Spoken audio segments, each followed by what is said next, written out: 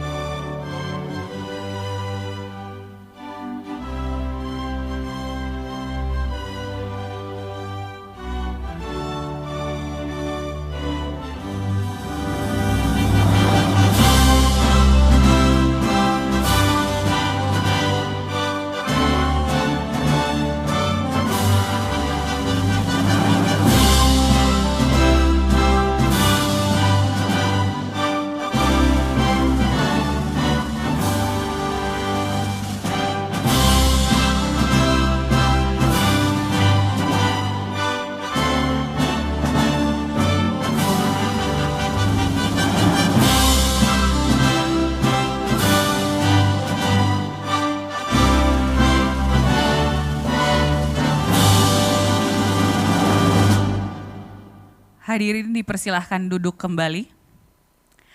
Now, as I have mentioned, we will have 2 panel discussions today, and we have speakers from the hottest NFT and blockchain projects across the world. For our first panel discussion, which will be Blockchain is the Technological Enabler for Industry 4.0. And in this session, we will have Chao Clay, CEO of Switch Novate, who will talk about a primer on blockchain, what sets blockchain apart from the other technologies. Further, we will have Juan Otero, CEO of Travala, who will discuss the commercial application of blockchain, notable industry use cases. And our very own Teguh Harmanda, Chief Operating Officer of Tokocrypto, who will be sharing on blockchain for COVID-19, the technological savior of humanity. And this session will be moderated by Ken Nizam, founder of Asia Token Fund Group. For our second session today, we will take a deep dive into crypto assets. And for this session, we will have the following speaker.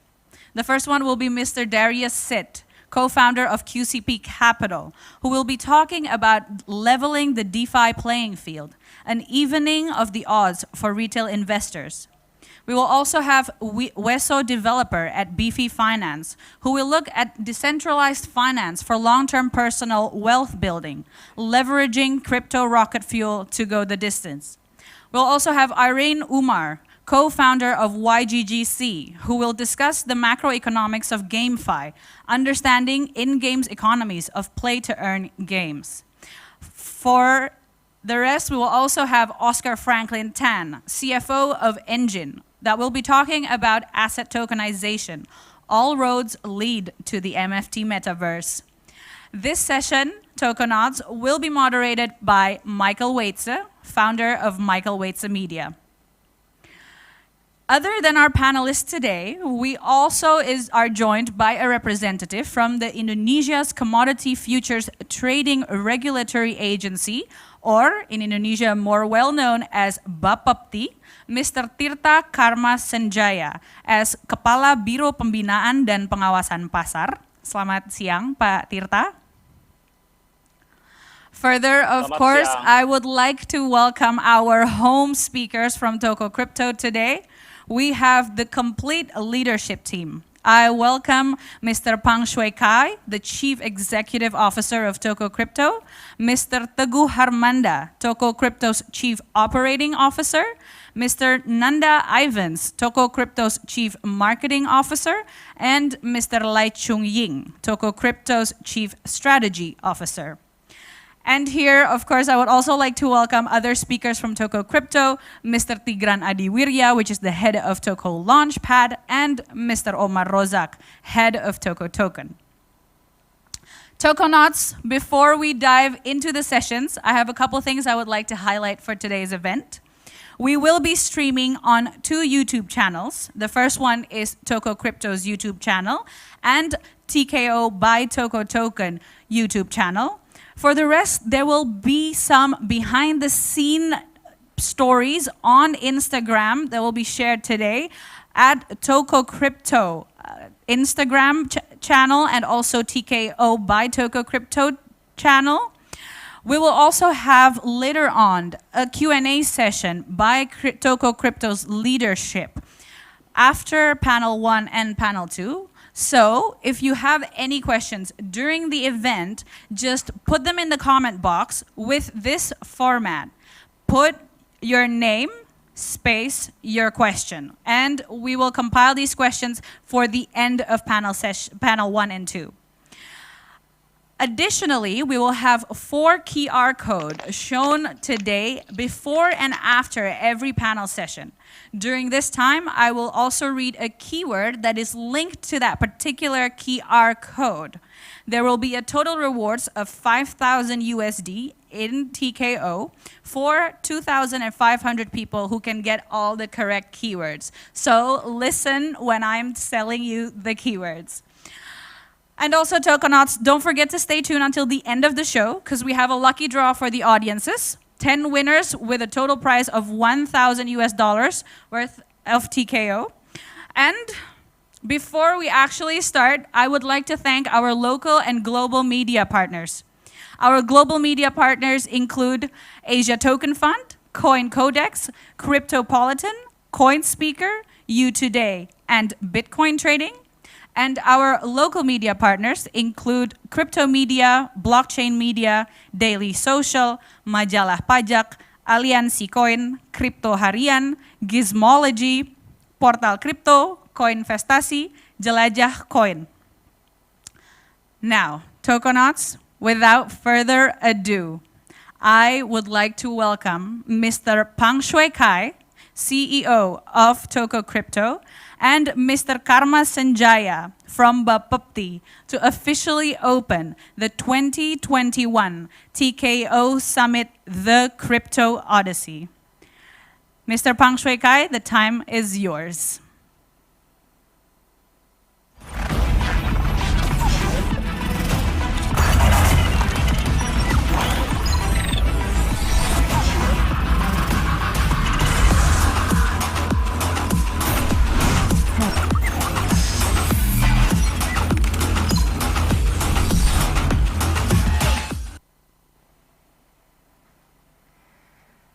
Selamat pagi, Assalamualaikum, Shalom, Om Swastiastu, Namo Buddhaya, salam kebijakan, salam sejahtera bagi kita semua.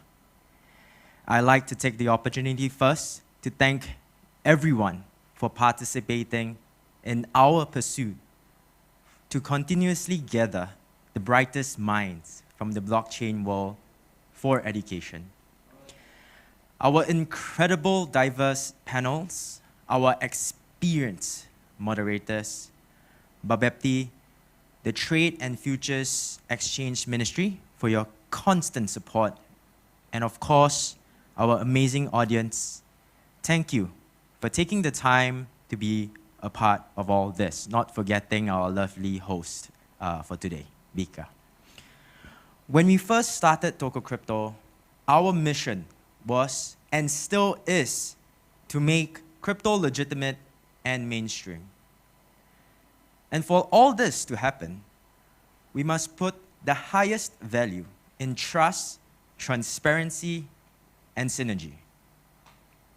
Now, just to give you a little bit of an idea about how the Tokoverse started. It all started from Tokocrypto. Tokocrypto was founded in 2018, and we started with just a few members, a few team members.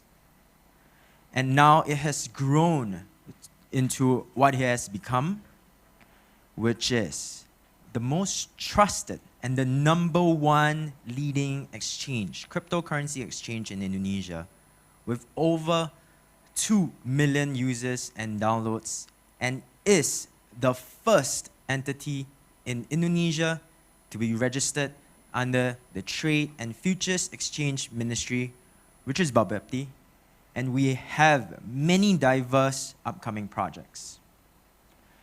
Then, we launched T.K.O tokens as the native exchange utility token in April of 2021.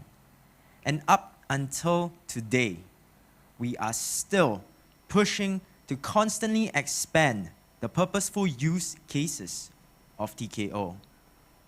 And the work still continues in building the ecosystem, which is Tokoverse. Our strategy on scaling up and building the ideal ecosystem that we dream of at Tokocrypto is to #1, to work closely with the governments. We would like to highlight and thank Babepti for the constant support and cooperation as a key and crucial player in the process of legitimizing crypto in Indonesia. We want to empower all layers of society, women, academicians, retails, etc. We want to push education through our collaboration with Campus Merdeka, Kriptoversity, as well as Toko Scholars Program. We want to push for NFT adoption in Indonesia, whereby we empower artists during this pandemic.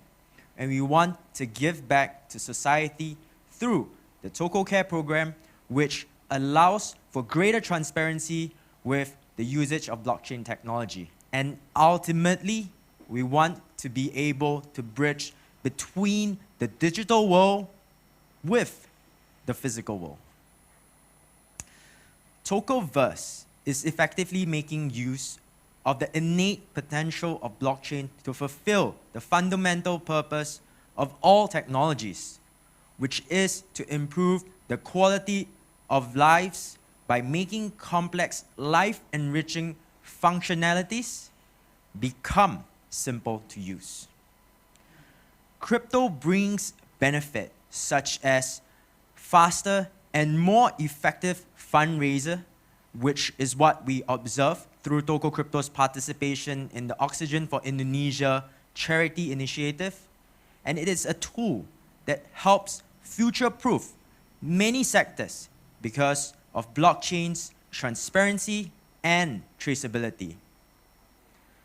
And on top of all this, blockchain technology has long been touted as the technology which will drive humanity towards Industry Revolution 4.0. We envision a world where information and network is open for everyone to drive a robust, self-governing economy through Web 3.0, which will impact all sectors of society. Now, at Tokoverse, we want to focus on the inclusivity and innovation to bolster Indonesia's economy. Right now, our aim is to be the one that initiates upcoming projects to empower and support many other blockchain projects to come. And this will help shape the future of humanity, and that is why we came out with the Kripto Odyssey Summit, which brings together experts to talk about the foundation of blockchain technology and its landscape. Now, all of the things we have achieved and all the things that we are pursuing can only happen with synergy and collaboration. Collaboration with other industry players, collaboration with all layers of society, and of course, the government, which have been a massive support to the crypto industry. That said, I'd like to welcome Babepti, Bapak Tirta Karma Sanjaya, Kepala Biro Pembinaan dan Pengawasan Pasar dari Babepti, to share some of his words. Bapak Tirta, please. Thank you, Mr. Pang Sutkai.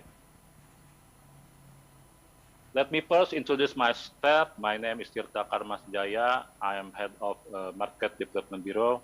I will deliver keynote speech of the head of COFTRA, Commodity Future Trades Regulatory Agency. Honorable CEO of Tokocrypto, Mr. Pang Sutkai, Honorable CEO of Tokocrypto, Mr. Teguh Kurniawan Harmanda, Honorable CMO of Tokocrypto, Mr. Nanda Events, distinguished speakers, respected audience of Tokocrypto Odyssey T.K.O Summit 2021. Assalamualaikum warahmatullahi wabarakatuh. Good afternoon. Om Swastiastu, Namo Buddhaya, Salam Kebajikan, and we hope we all in a good health. First, let us praise God and be grateful because from His grace and blessing in this pandemic situation, we are still in healthy condition and able to do our activities well. I would like to thank and appreciate to Tokocrypto to conduct the Kripto Odyssey Summit 2021 webinar to educate and give more deep understanding about the business development of crypto asset, while the society giving a huge intention to invest in crypto asset trading nowadays. This event is continuation program of InBlock and InNation Blockchain Week that we were held since 2019 up to now, and also include T.K.O Summit in July 2021. This webinar will present some topics consist of series discussion panel with crypto market leaders in various countries in Asia to discuss crypto asset regulation, development, and trend, and the crypto asset community in the Asia Pacific. Respected audience, in the future, the downstream of the digital economy will rely on blockchain as one of its sectors. Blockchain is the system of recording and storing digital transaction data in decentralized ledger. Records of transactions that have occurred on the system can be viewed and managed by or connect block and cannot be changed at all. This data transaction is collected in a new network from various servers.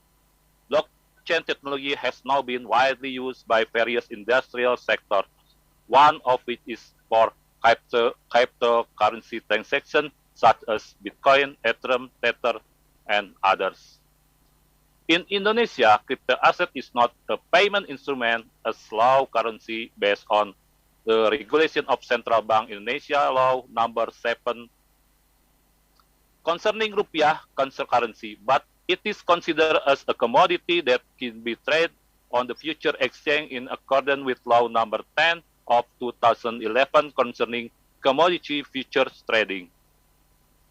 Respected audience, the crypto asset trading, apart from its benefit, there is also a risk of loss that may be faced by investor considering that the price of crypto asset itself have very volatile from time to time in the global market.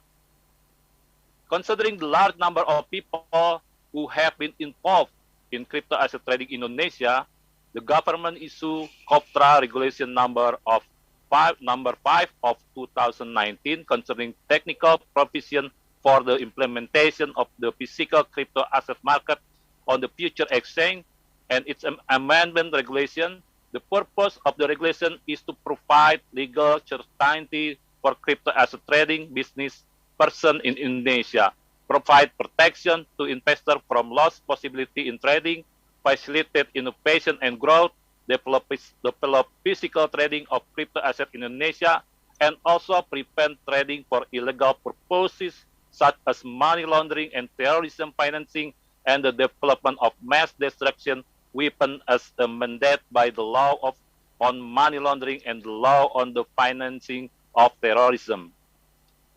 To improve the protection and control crypto asset trading in Indonesia, KOFTRA has issued regulation through the head of KOFTRA Regulation Number 8 of 2021 concerning guideline for the implementation of crypto asset trading on the future exchange. Distinguished audience, the growth of physical trading of crypto asset in Indonesia from January to October 2021 reached 7.4 trillion rupiah, a significant increase compared to 2020, which was 64.9 trillion rupiah. The average growth in monthly transaction value until October 2021 is 23.4%. Meanwhile, the average daily transaction in 2021 is 2.39 trillion rupiah. Compared to global transaction as December 1st, 2021, which reached 1,874 trillion rupiah. So Indonesian share market reached 0.13% in global. The number of registered crypto asset customers until October 2021 reached 9.7 million customers with average growth until October is 5% monthly. Crypto asset list according to KOFTRA Regulation Number 7 of 2020 concerning the establishment of list crypto asset that can be traded in the crypto asset physical market are 229 crypto assets from 15,100 crypto assets which traded globally as December 1, 2021. The list of crypto assets that can be traded will be adjusted according to the result of KOFTRA evaluation along with exchanger, and the crypto asset list will be updated continuously at least once a year. It is planned that the list of crypto assets will be updated in the near future following an assessment by KOFTRA and exchanger, where there are around more than 100 new crypto assets that have been submitted by exchanger to KOFTRA. Distinguished audience, for asset crypto list that will be added, deduct, and improve innovation of product which is conducted by exchangers should be informed to KOFTRA in order to maintain a good trading ecosystem, transparent and well informed to all people, so it's not cause unfavorable perception from the community. Last but not least, again, I would like to thank Tokocrypto to hold this event and enjoy learning through this webinar to all participants. I hope this agenda will go well and be fruitful for all participants. Furthermore, I hope this event will continue to be conducted by Tokocrypto and other exchangers so that more people and society will be well informed about crypto assets in Indonesia. Thank you, Jakarta, for December 2021. Head of Commodity Future Trading Regulatory Agency KOFTRA, Bapak Indrasari Wisnu Wardana. Thank you. Wassalamualaikum warahmatullahi wabarakatuh.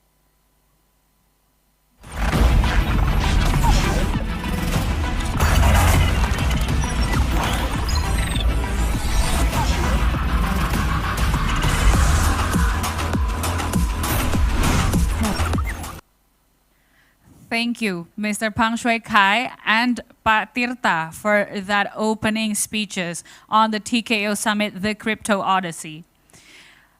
Tokonauts, I think we can agree, both of them are agreeing that we should create a trusted environment for crypto assets to be traded, and Indonesia is providing an environment for that. So, like I have mentioned in my opening, we have a couple of quarterly updates that we would like to present to you today. The first quarterly update will be presented by Mr. Teguh Harmanda, COO of Tokocrypto, and then it will also be continued by a quarterly update of Toko Token, which is the star of this T.K.O Summit, and that will be represented by Mr. Nanda Ivans. For the Tokocrypto quarterly update, I call upon Mr. Teguh Harmanda, Chief Operating Officer of Tokocrypto. Time is yours.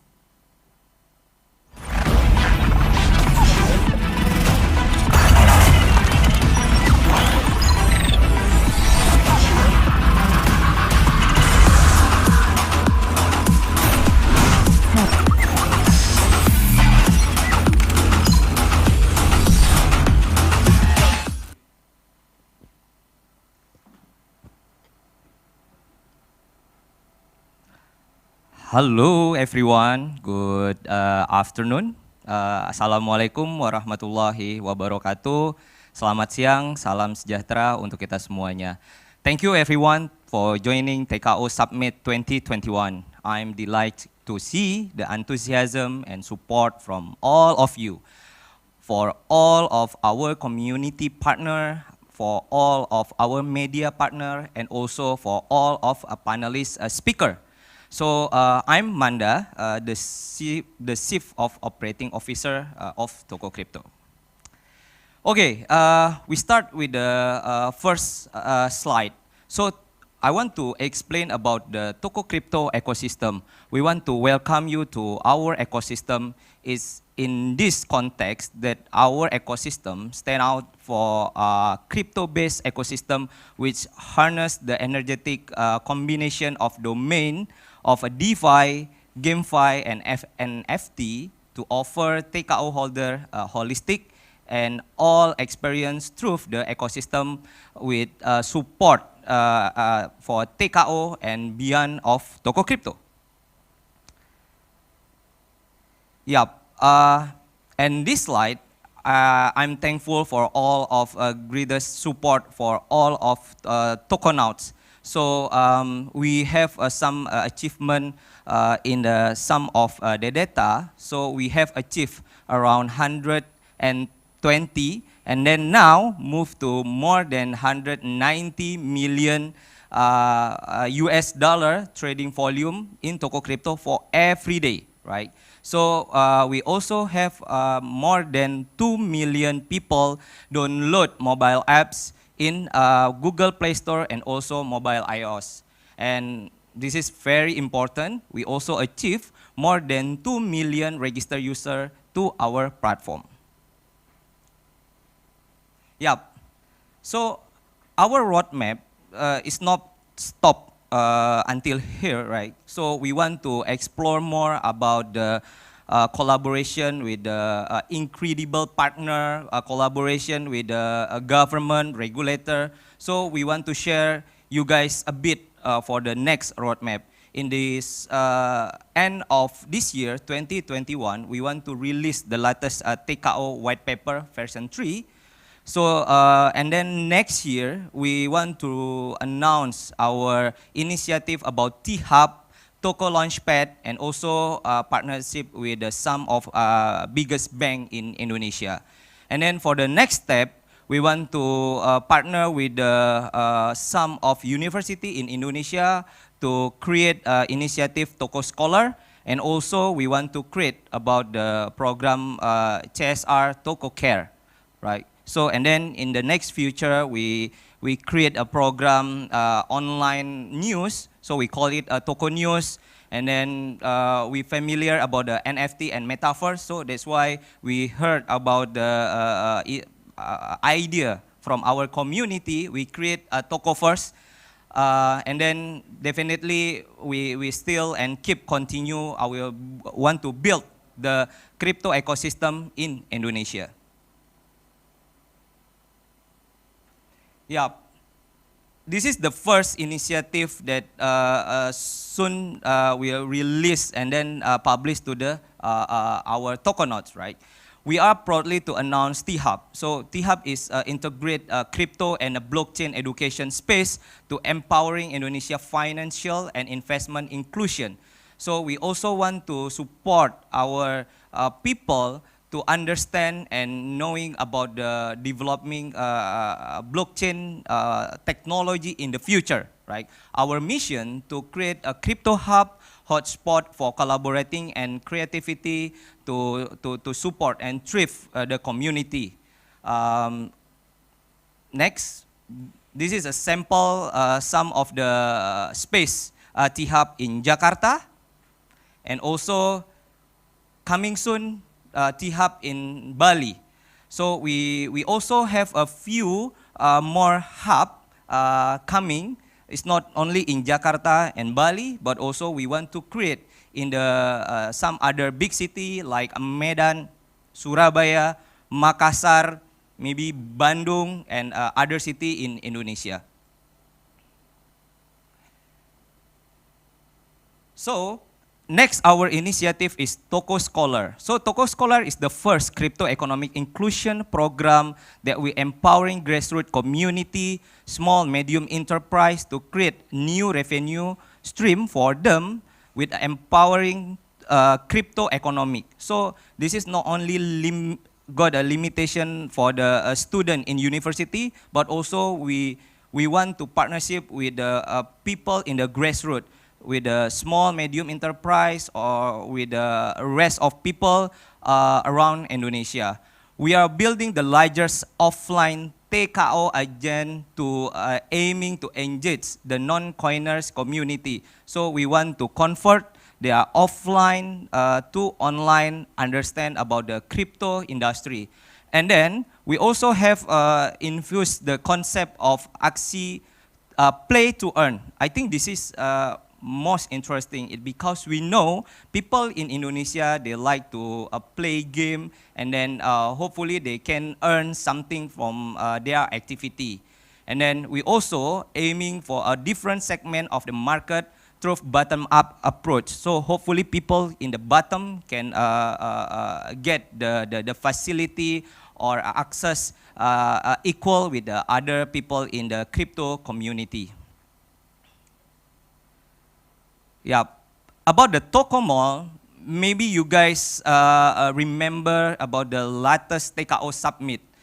From the last summit, we announced the launch of Toko Mall. Yeah, Toko Mall. So we promising you to announce and launching Toko Mall. And then now, Toko Mall already exists, and then we serve many creator and collector in Toko Mall. So we hope Toko Mall can be Indonesia multi-category NFT marketplace, the biggest in Indonesia. Right now, we have so many amazing partnership and collaboration, such as them, I Love Indonesia, which they are already generate revenue more than 14,000 US dollar. And then next, our initiative about how to empowering a blockchain project in Indonesia. So we call it a Toko Launchpad. So Toko Launchpad will help to build and expand blockchain technology and also to support T.K.O utility ecosystem in Indonesia. So we define this program in 3 different categories. First is incubator program. So incubator program help onboarding Indonesian business who want to tokenize their existing business, right? And then the second program is accelerator program. So this is for focusing local blockchain project to scale up their business to get exposure globally, and also they can access to fundraising and network with many people. It's not only in Indonesia, but also globally. And the last is about Toko Launchpad. So Toko Launchpad, we want to support for the initiative to them can get the access to the global market. So hopefully between incubator program, accelerator program, and T Launchpad, this is will answer your question how people can touch and also join with the hype of the blockchain technology in Indonesia and also globally. And next is about treasury. This is interesting because people can invest in the crypto with the passive mechanism. So we also have a Toko treasury to provide some of the function across some of the four different area. First is about liquidity management. So we can manage your liquidity, your asset inside our treasury. And then the second, they can to trading and invest in management system. And also we help client invest management through the access to treasury product and also improving trading experience on the exchange platform. So we hope people they have different experience how they can invest and trading in the crypto space. And then I think this also interesting because we want to build Tokocare. So Tokocare is some of initiative to support CSR program. So Tokocrypto, we use blockchain technology to powering healthcare. So last time we partnership with the industry of a minister about the oxygen tank tracking system using blockchain. At Tokocare, we can use blockchain power to trace oxygen. It because we know if we using a blockchain-based network, we also can eliminate issue of fraud and expensive treatment. Jadi harapannya dengan menggunakan teknologi blockchain di dalam penerapan Tokocare, teman-teman bisa mendapatkan transparansi terhadap proses untuk distribusi dana, bantuan, dan juga mereka bisa mengeceknya secara terbuka. Ya, ini adalah hasil dari proses Tokocare dengan menggunakan blockchain teknologi. Kita sudah berhasil mengumpulkan lebih dari 222 Ethereum saat itu dengan menggunakan mekanisme NFT gitu ya sebagai charity. Dan kita juga melakukan oxygen tanks distribution dengan menggunakan teknologi blockchain. Jadi kita raise fund dengan menggunakan NFT, blockchain technology, and also we distribute the oxygen using technology blockchain. And last but not least, so we always love you, our Tokonauts, and then we always hear about your feedback. So we are thankful for all your enthusiasm, passion to support, and tidak pernah berhenti untuk bisa mendukung Tokocrypto. Kami melakukan ini sekali lagi bukan dengan sengaja menunda, tetapi dengan penuh persiapan untuk bisa memberikan services yang terbaik untuk Tokonauts. So, I'm pleased to announce that this important feature, jadi untuk conversion small balance itu akan tersedia lagi di dalam Tokocrypto pada tanggal 20 Desember 2020. Jadi, dalam 2 minggu ke depan, teman-teman yang ada di pengguna Tokocrypto bisa melakukan konversi small balance-nya dengan lebih mudah dan lebih aman. Cukup dari saya, terima kasih. Selamat siang, Assalamualaikum warahmatullahi wabarakatuh. Salam to the moon.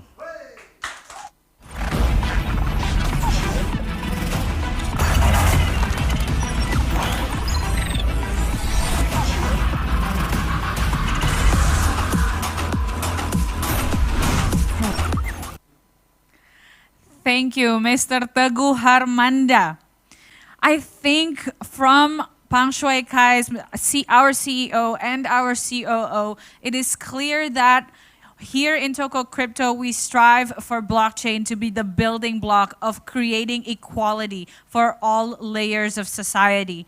And our mission is also to educate people, which is why we have, for example, these programs such as Toko Scholar, Cryptoversity. This is all the things that we are trying to do to educate the Indonesian people, but also our communities globally.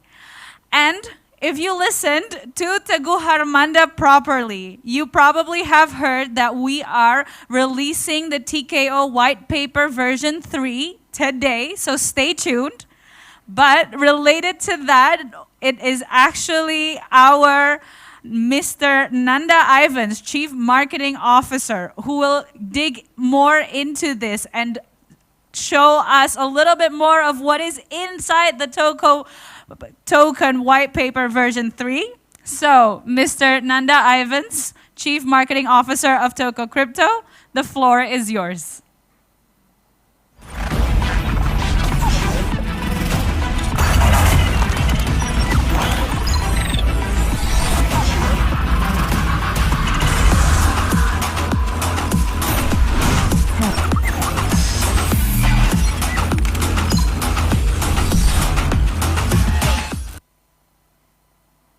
Good afternoon, Tokonauts and TKO lovers everywhere.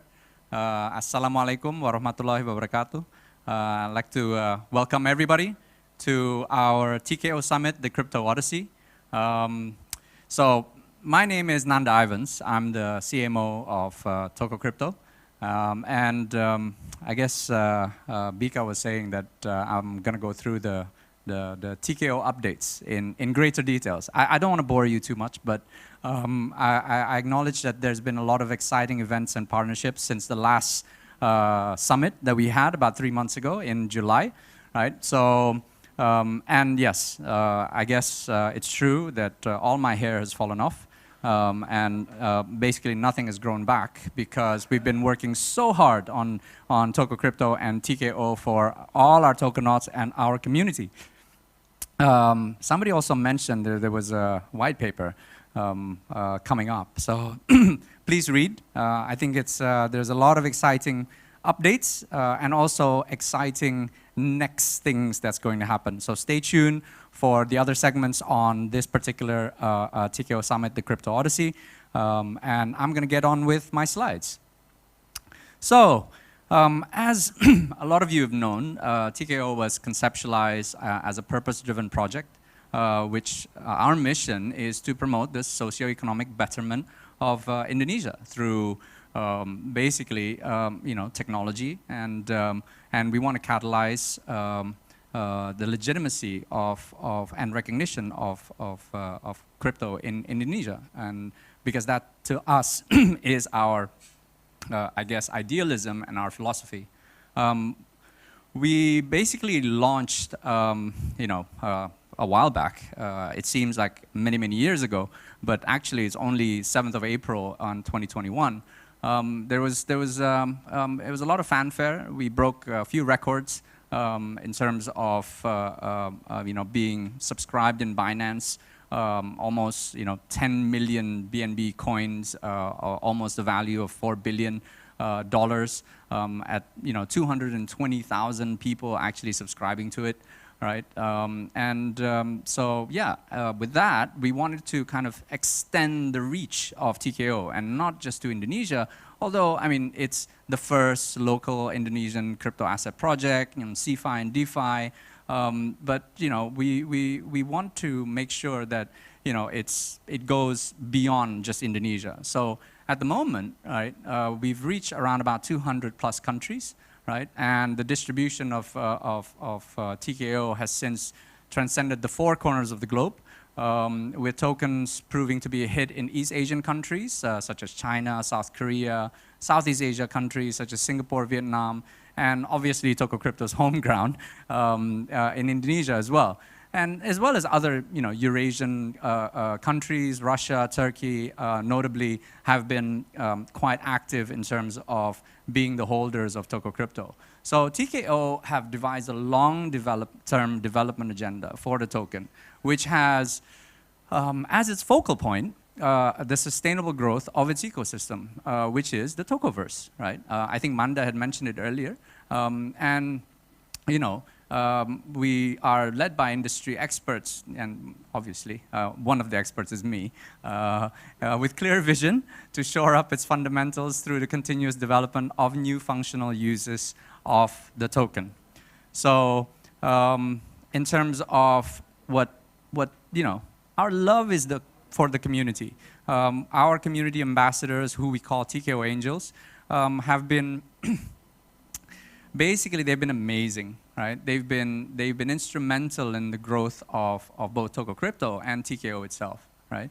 And we believe that the power of the community and the powerful impact behind word of mouth is paramount. And our community ambassadors, as I said, we refer them to as T.K.O Angels, are a group of people we engage to represent the voice of TKO amongst the crowd, amongst the public, right? And our TKO Angels are missionaries. They love us, they're loyal to us, and they invite more people to start using Tokocrypto as means of investment and to empower their local communities to do the same, right? And the TKO Angels are also traders whose lives have been changed ever since they've dove into the world of crypto, building meaningful wealth that impact not only themselves but to their communities. I went to Bali recently to meet with some of our TKO Angels and local community, local trading community, and also expat communities in Bali. And they had some really touching stories. One TKO Angels managed to pay off their parents' debt. The other one opened a cafe. Another one, had bought a house for himself where he wasn't able to previously. So there's a lot of touching stories that came out of the TKO Angel and Community Ambassador program. And in terms of our global online community, right? We've got so many supporters, and I like to thank those supporters for TKO. I mean, my goodness, we've got 240,000 supporters for TKO globally. Our Telegram and Discord and the Twitter, Instagram, and also Facebook. And big thanks to them for supporting us. And I know there's been some feedback and complaints and things like that, and we hear you, and we continually try to improve our services, and also we're trying to do our best to make sure that everyone is happy and educated about investing into crypto. And obviously we also have our global quarterly update, which is what this is. This is the T.K.O Summit, and we try to make sure that we update you guys what's going on, what's the next steps, what are the next updates, and all new exciting things that's coming up. And also, we've got coming up next year. I mean, we only do this once a year because it takes a lot of effort to actually do for the Indonesian Blockchain Week, right? So we do the quarterly update on T.K.O Summit. And the Indonesian Blockchain Week, we'll do it once a year, and I'm not sure my hair will grow back after that either. But it's going to be really, really exciting. So we're gonna pull out all the stops. We're gonna have a really exciting event. I don't know where yet, but we will have this event very, very soon, and we will announce it very, very soon. So. We've done quite a lot of listings. So the TKO team, which is led by my esteemed colleague, Omar Rozak, has been extremely busy working away, chipping away at making everybody around the world very happy about TKO. So at the moment, we've got 14 exchanges. Wow, 14 exchanges. I think the last TKO Summit, we only had maybe 3. Right now, they've obviously Binance is the main one, and we've got KuCoin and Gate.io and many others. So at the moment, we're kind of recording monthly trading volume around the world around about 1.8 billion. And to grow this number, we strive to be listed in more and more exchanges around the world. And, future expansion, we plan, globally to reach out to our global investors and global community who believe in our project. And I thank you. Staking. Oh, I love staking. Actually, I love stake also. T.K.O. Currently is staked on Binance Earn, BizSwap, PancakeSwap, AutoFarm, and MoonFarm. And I think it is important for our T.K.O. holders to generate more T.K.O. by staking. And this is a utility that we have developed for our T.K.O. holders and our community to ensure that you guys are happy and you guys are not basically you don't hate us too much, right? Because we love you. And oh yeah, and this is really important. No, actually, it is really important. I do like burning because I think the first burn we allocated around about almost 200,000 TKO, which was equivalent to around 275,000 US dollars. That was in July of this year. And then the second burn, which was recent in beginning of November, we permanently removed around 705,000 US dollars worth of TKO from circulation. So, I mean, you see that there's an increase in terms of the first burn to the second burn, which I believe that's a good sign, right? So, the volume of trade of TKO is increased, the volume of trade of Tokocrypto is increased. Therefore, we can, the higher the volume, the more that we can burn, right? So this is something really positive, that the second burn in November was a sharp increase from the first TKO burn.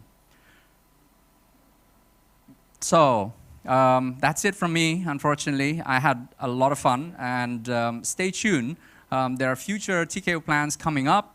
There's panel discussions coming up. Oh, no, I'm not the host, sorry, Bika. But I don't want to take your job. But thank you so much for everyone's attention, and enjoy the rest of the T.K.O Summit, the Kripto Odyssey. I'm Nanda Ivans, the CMO of Tokocrypto.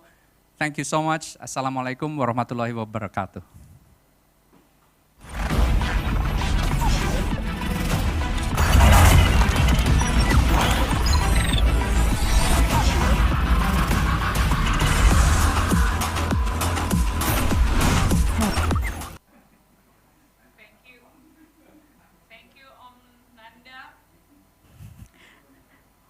Thank you, Om Nanda, for the Toko token update. I was looking at some comments on YouTube, and I am sorry I have hair on my head, okay? You guys are saying you are missing the MC botak. I am not botak, and I am so sorry. You just had one, though. Mr. Nanda represented the botaks here at Tokocrypto. So thank you also for that, Mr. Nanda Ivans.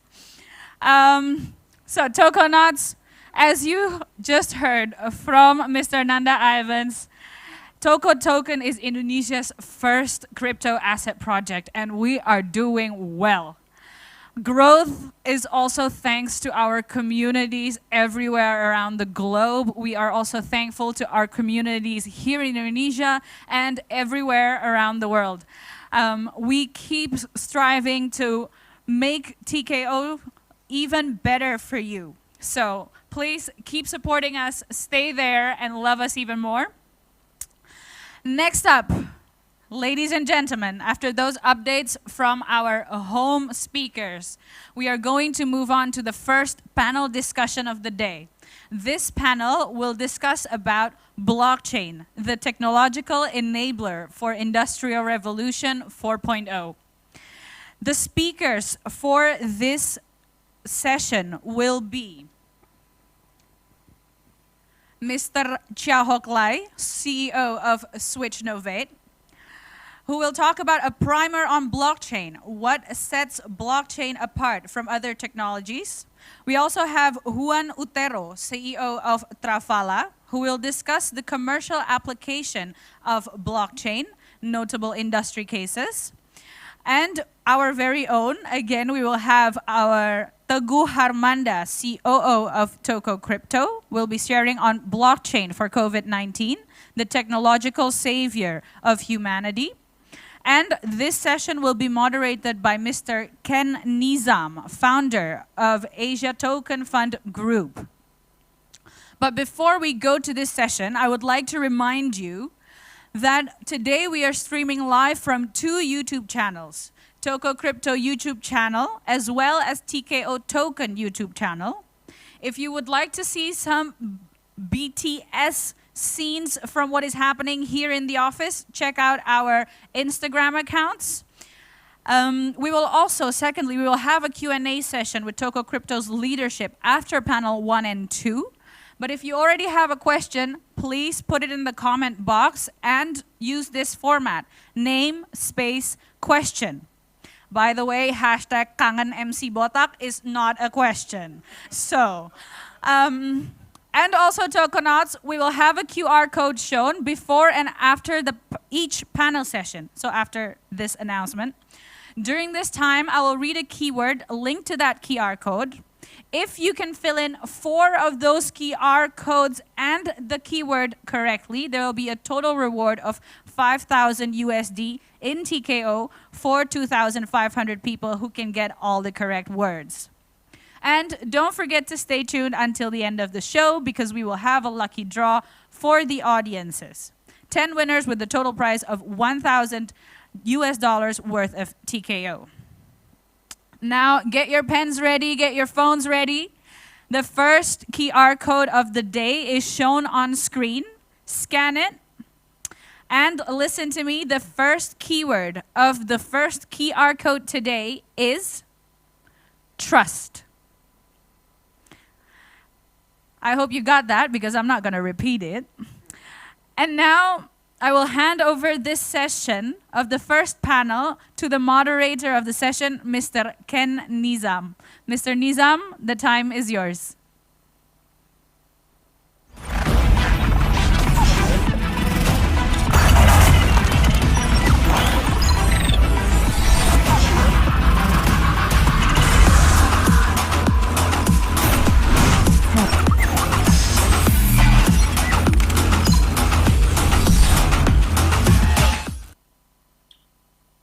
A very good afternoon to all blockchainers, crypto fans, and enthusiasts.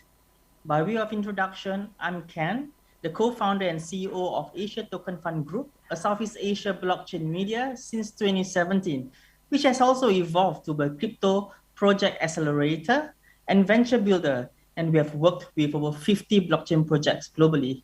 So without further ado, let's kickstart our Kripto Odyssey as we go back to the roots of cryptocurrency by exploring its genesis in the form of its blockchain technological foundation. With me today, we have 3 very distinguished guests, Mr. Chia Hock Lai, CEO of Switch Novate and Senior Blockchain Advisor of Tembusu Partners, Mr. Juan Otero, CEO of Travala.com, and Mr. Teguh Harmanda, COO of Tokocrypto. So the first title of the first panel of our T.K.O Summit today is Blockchain, the Technological Enabler for Industrial Revolution 4.0. Before we start our exploratory voyage, let's key in our destination in the form of the objective of this panel, which is to explore the distinctive features of blockchain in the manner which these features have been commercially applied in the form of notable industry use cases. Additionally, in this day and age that we are living in, no discussion is complete without including the coronavirus, and so we will also be covering the use of blockchain in humanity's battle against the COVID-19 pandemic.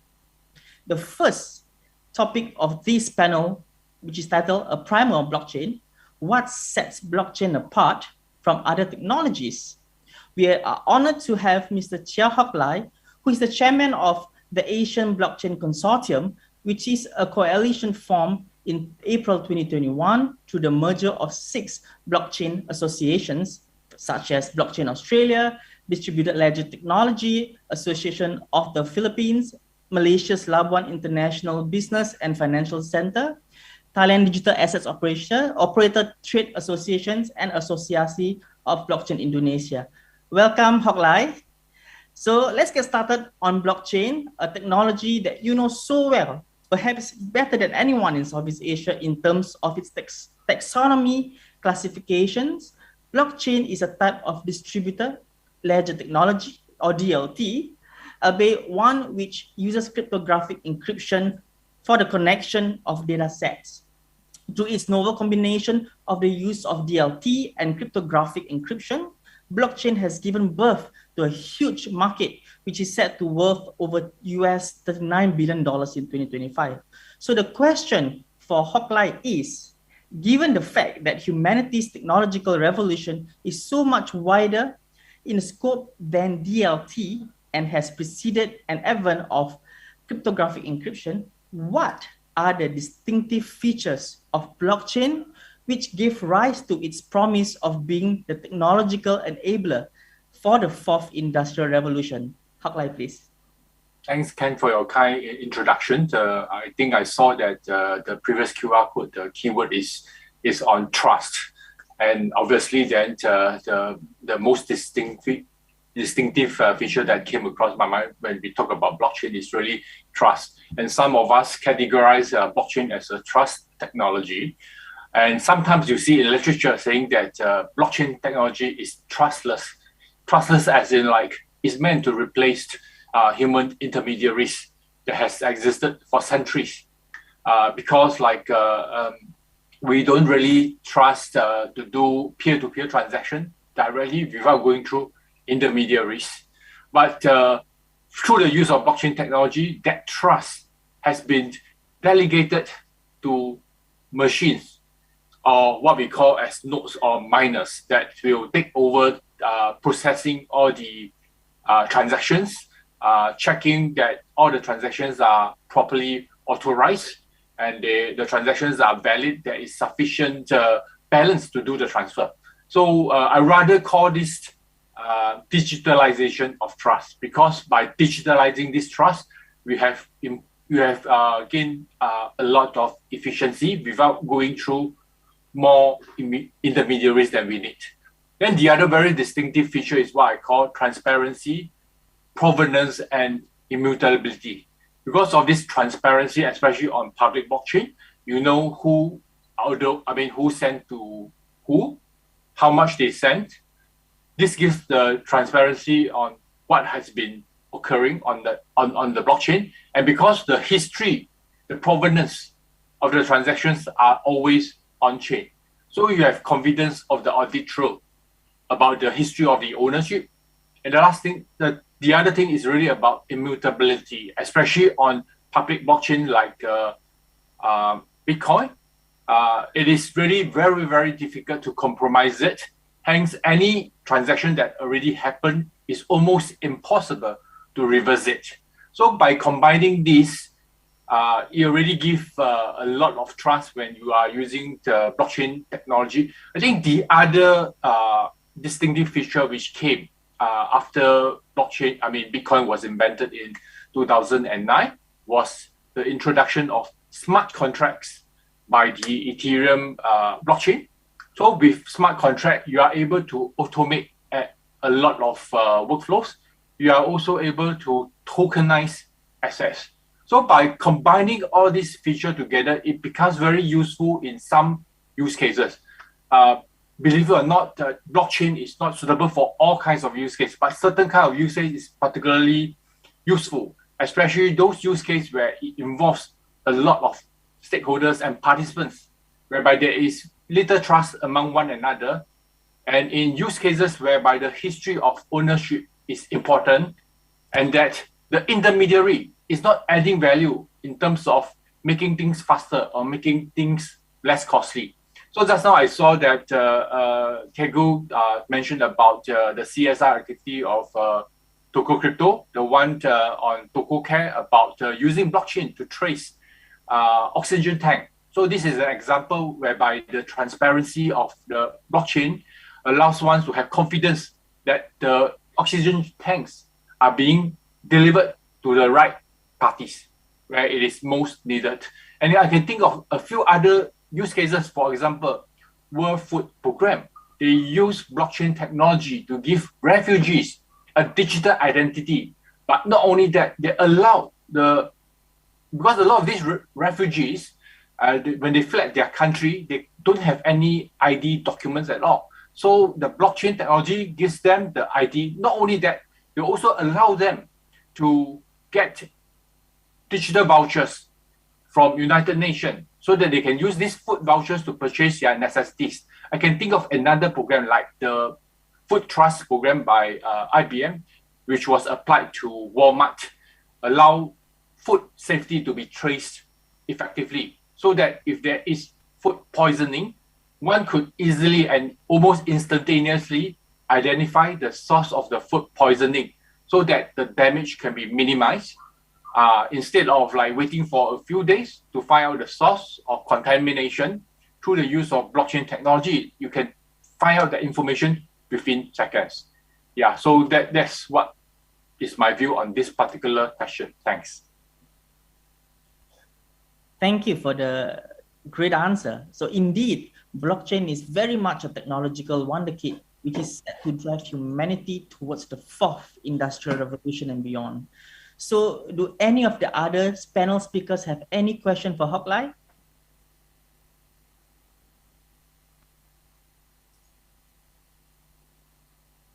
How about Juan? Any questions? Yeah, I wanted to ask Ty. Sorry, obviously some good comments there, and it's obvious that blockchain technology has come a long way so far. What do you expect that we will see in the next few years in terms of actual development? Yeah, in fact, if we look at the last 1 year to 1.5 years, we see the rise of non-fungible token and decentralized finance. Mind you, all these are not new. In 2017, we already have CryptoKitties. In 2017, we already have Kyber Network doing decentralized finance. But over the last 1.5 years, because of COVID-19, it has accelerated the adoption of all these new applications. I mentioned earlier, all these NFTs, decentralized finance, are not possible without the extensive use of smart contracts. So smart contract is definitely a game changer that allows blockchain to be used beyond payments, allows blockchain to be used in many other industries.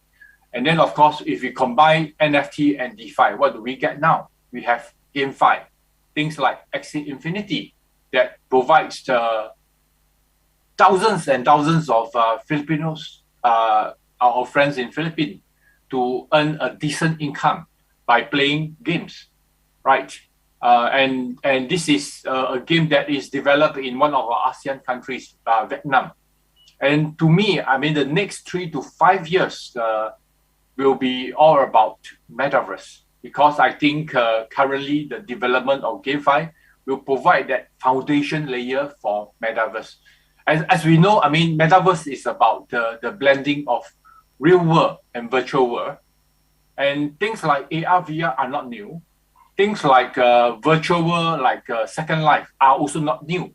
What is different is really the inclusion of blockchain, providing a commercialization layer for AR, VR, for virtual world. So with this, I see that Metaverse will be all about fusion of multiple technology, because to run a Metaverse, you need a lot of computational power. That's where cloud computing comes. There will be a lot of data that will be processed and need to use artificial intelligence to automate many things. That's where big data and AI will come in. And 5G, with its low latency and high bandwidth to carry lots of data, will be necessary in a more metaverse-oriented digital economy in future. So blending all these things, combining with blockchain that enable non-fungible tokens and fungible tokens to be effectively traded, transacted in a meta universe, I think the future will be very, very exciting because it's no longer just about commerce. It will be going beyond gaming, going into work. We have Microsoft looking to create an enterprise version of Metaverse. It will be going into education. No longer students no longer will be restricted with a 2D non-interactive environment in Zoom. They will be able to learn new knowledge through an immersive metaverse environment with their fellow classmates just left and right and behind them. It will be used in social media. It will be used in entertainment.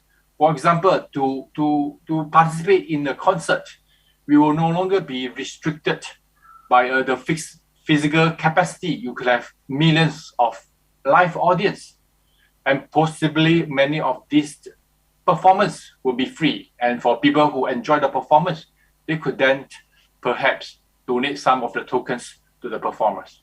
Yeah, that's my question. That's my answer. Thanks. Thank you, Hock Lai, for sharing with us your learned insights on this miracle of technology that is blockchain. Next up, we have Juan Otero, who is the co-founder and CEO of Travala.com, the world's leading blockchain-based travel platform. Welcome, Juan, to our platform. No doubt, cryptocurrency and DeFi have played a central role in the making blockchain the technological star that it is. Though, as any blockchain enthusiast worth their salt would know, the utility of blockchain stretches far beyond the areas of finance and investment. A particular industry which is set to be picking up soon is that of tourism, as the global COVID-19 situation looks increasingly likely to become endemic, with every passing day whereby countries around the world are set to lift their respective international travel restrictions in the not too distant future. So the question for one is, as an industry leader of the tourism sector, which has deployed the use of blockchain, how has Travala incorporated the use of the technology as part of its operations? One, please. Hi, Kent. Yes, it's a good question. I suppose from our side, we see Travala.com with a significant amount of growth traction. We just posted our best month ever in November, despite the travel restrictions. So the combination of what we see happening as potentially the largest travel rebound we have ever or will ever witness because of COVID-19, as travel restrictions start to ease in different locations across the world, plus the increase of adoption of blockchain technology and cryptocurrencies. We see this as the perfect formula for a platform like Travala.com as the leading blockchain-based travel booking marketplace to really thrive in the near future. In terms of how we apply blockchain technology to the platform, we really try to look at the fundamentals here. And as Chai mentioned, I think that one of the critical areas that we try to address here is truth and transparency. So when it comes to Travala.com towards the approach to our users, and particularly with the native token of the platform, the AVA token, we try to touch on every step of the journey, from the actual booking itself to the loyalty and rewards program to the distribution of our travel inventory. So trying to overall improve the travel booking experience with blockchain technology to offer more transparency, better pricing, much more secure way to book, and obviously continue to innovate. We offer over 3 million travel products across 230 countries across the world. And we want to make sure that those products are accessible to everyone, anywhere, anyone, at any time.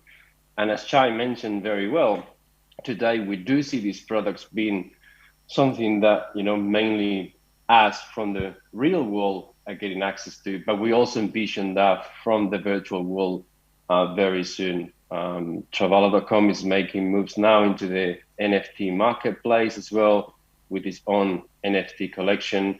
We're also looking into, the potential, what will a travel metaverse look like, and how can Travala.com as a leader in the intersection of travel and crypto be potentially leading the way in building this next future of, the travel metaverse.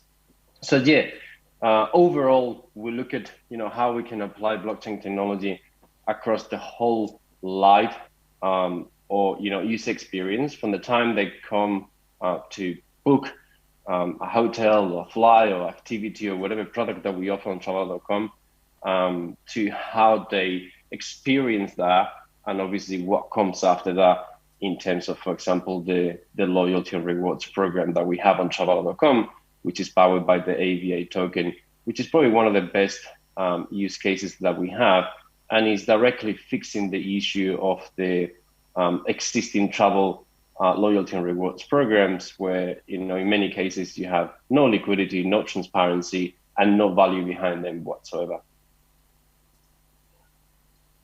Thank you for the answer. I have to say that I find Travala's use of smart contracts and cryptocurrencies to be ingeniously innovative. A big thumbs up to you, Juan, for being the trailblazing pioneer who is leading the way for the use of blockchain in the tourism sector. With the impending tsunami wave of bookings, which is set to be unleashed by lifting of travel restrictions, the efficiency of blockchain and certainly come in a handy for Travala.com in its effort to provide the best travel experience for its users. Once again, we would like to open the floor to the other panel speakers who may have questions for Juan. Anybody can ask the question. Yeah, Ken, may I question some of the question to Juan Otero? Go ahead. Okay. Hi, Juan. I think your explanation makes sense for the current situation, right? But my question is regarding blockchain has certainly come a long way in terms of development so far. So how much room in there left in terms of development of a blockchain, and what more can we expect from the technology moving forward? So you explain about your industry. So what do you think with the rest of the industries in the future? Yeah, I think we are definitely going to see major impact in driving change, particularly when applied to the tourism and travel industry. Obviously, we see travel as one of the major industries, ready for disruption with blockchain technology.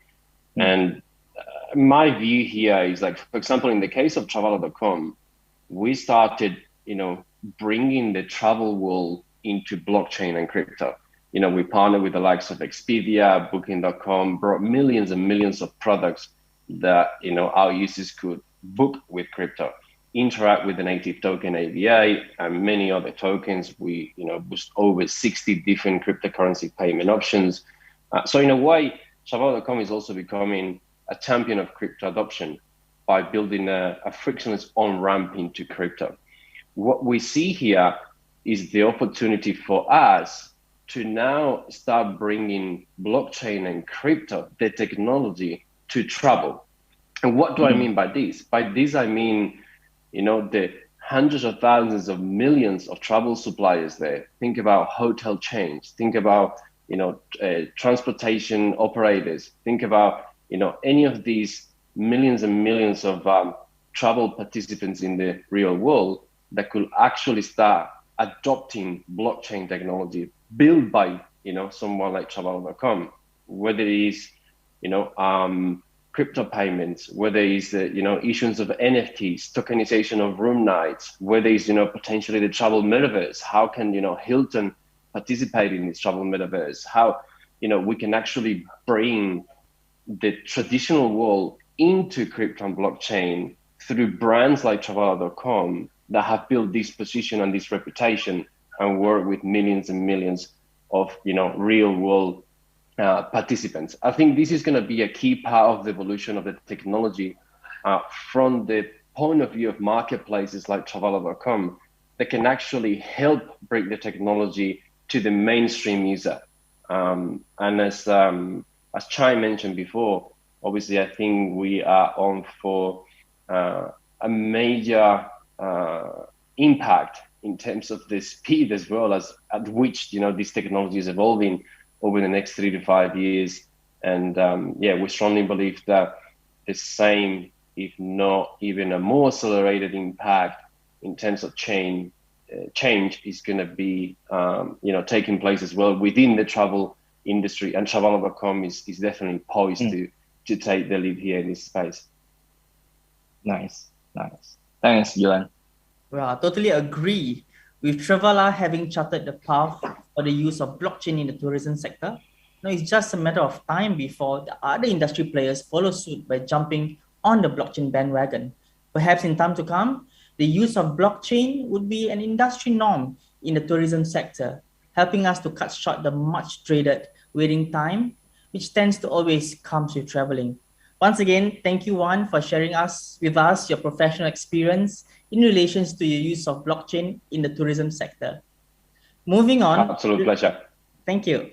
Moving on, let's welcome Teguh Hamanda, who is the Chief Operating Officer of Tokocrypto and who played a key role in devising of Indonesia's crypto asset trading regulations through his role as the chairman of Indonesian Crypto Assets Traders Association.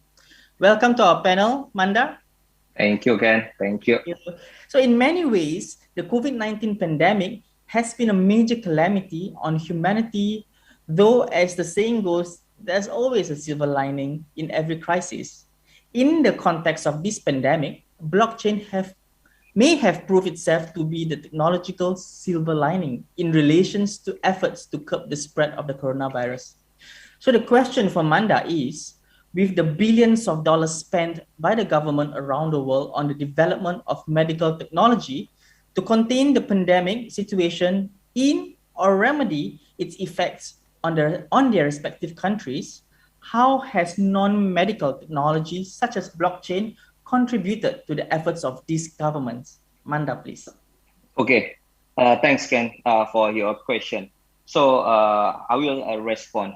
So basically, the COVID-19 pandemic has emerged as a global health issue, which is affecting a large number of people around the world, right? It's not only people, but also the industry, the companies, and the industrial sector.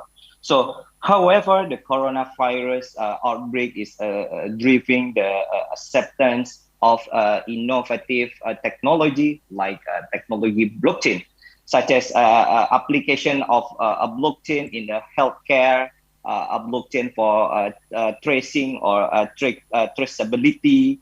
And we know a blockchain is suitable for use in the health sector because a lot of data is generated and also a lot of data need to track, right? So blockchain has been applied by various global health agencies, such as in the US, Center for Disease Control and Prevention, CDC, and also the World of Health Organization, WHO, WHO, to track COVID-19 patient and victim, right?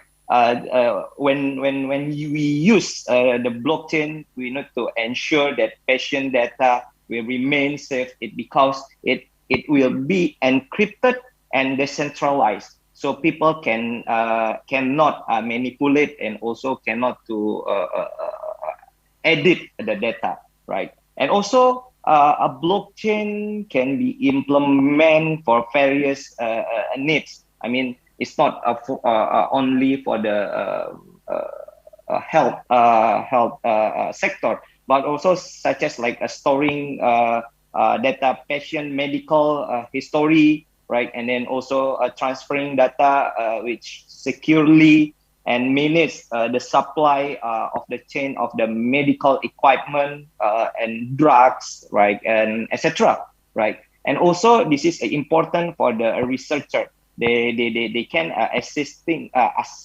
the data, and also they can processing the data with a reliable data, and also the trust of the information. So I surely believe these things are essential to quickly anticipate and deal with the at first effect of the pandemic. So the pandemic still there, but we can mitigate the risk, and then how we can optimize the blockchain technology to empowering the process during the pandemic. So as the central ability of the blockchain is that immutable, secure, and this is ensure that the data cannot be changed without proper authorized. And we know the data that's stored in the crypto cannot easily to tamper with, thereby securing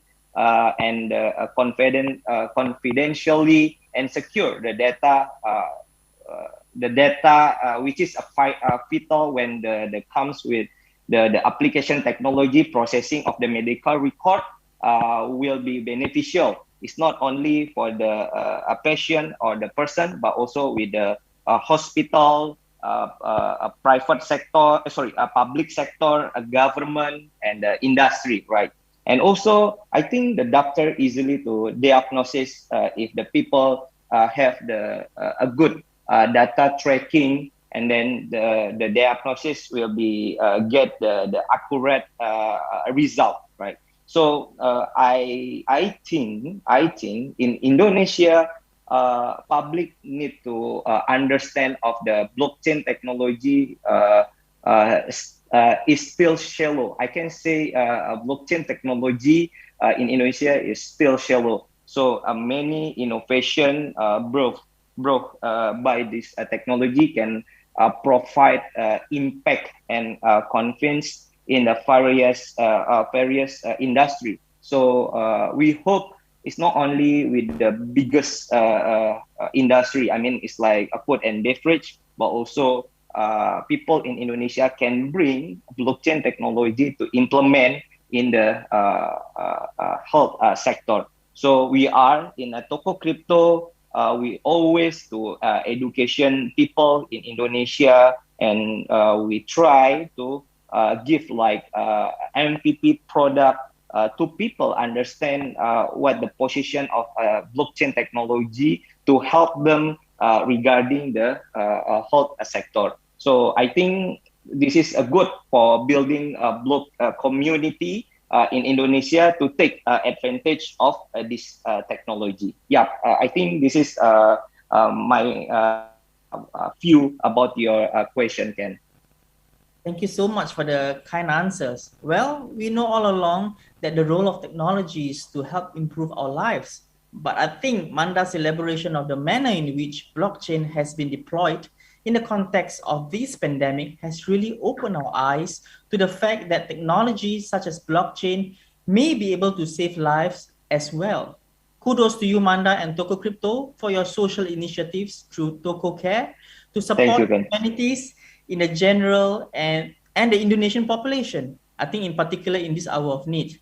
So once again, I would like to open up to the floor, to the panel. If you have any question for Manda, please fire away.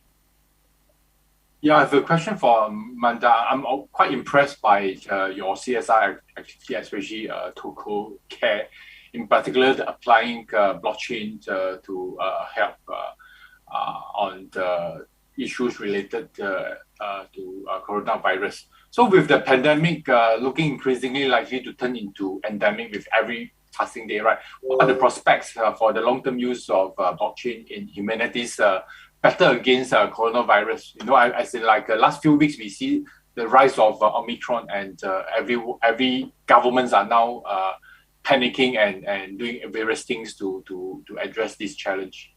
Yeah, thanks for your question, Chair Hoklai. So I think blockchain will be perfect. Again, I think blockchain will be perfect for the healthcare industry. It's not only in Indonesia but also globally. After COVID, I believe after COVID-19 pandemic, many people will use a blockchain technology to start implementing regarding the application to store the data of a medical information and track the stuff, right? Oxygen concentrator or oxygen tank. And I think this is we increasing people to believe about the blockchain implementation with the rest of the other sector. And also, I think a blockchain technology to spend the healthcare as a market services. So means like now people, I don't know, maybe in Indonesia only, but people in Indonesia, they are a bit loss of trust regarding data, their data healthcare. So that's why implementing of blockchain technology with the healthcare information and also healthcare market, like maybe I can expand the information like insurance, right? And then they are selling vitamin, and they are selling like drugs, etc. So I believe the government of several countries in the world, they have emphasis digitalize of the healthcare system to provide better services, prevent another spike in the COVID-19 cases. So Tokocrypto with Tokocare, we help regulator, Indonesia regulator, specific industry minister to track oxygen tank, right? It because we have a crisis supply of the oxygen. So some people believe the oxygen have a fraud, right? So that's why a blockchain increasing the productivity of a healthcare providers to offering new model. Again, this is a new model to secure the medical record information. So yeah, I think research from the and also this is important. We have information. So from the global market insight, they are showing evaluation of a blockchain technology in the healthcare sector will expect accent more than 6.1 billion US dollar by 2027. So I think Indonesia is one of the country that will be participate to follow the hype and also emphasize the market, especially in the healthcare sector industry. Thanks. Thank you for the answer, Amanda. Indeed, humanity is set for a long-drawn battle against the coronavirus. Thankfully, we have the technological gift in the guise of blockchain to give us a fighting chance. Fair to say, blockchain is the beacon of light, which is showing the way for humanity in this hour of darkness. Well, folks, time sure flies when you're having fun. So we have reached to the end of our voyage, but before we end the proceedings, let's put our hands together for our three distinguished panel speakers who have shared with us, some of their valuable insights. So a big thank you to all our panels, Hock Lai, Wan, and Mandar, for your attendance and sharing with us such valuable insights. Thank you so much, guys.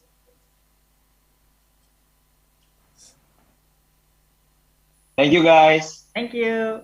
Yeah, Thank you. thanks. Bye-bye. Bye-bye.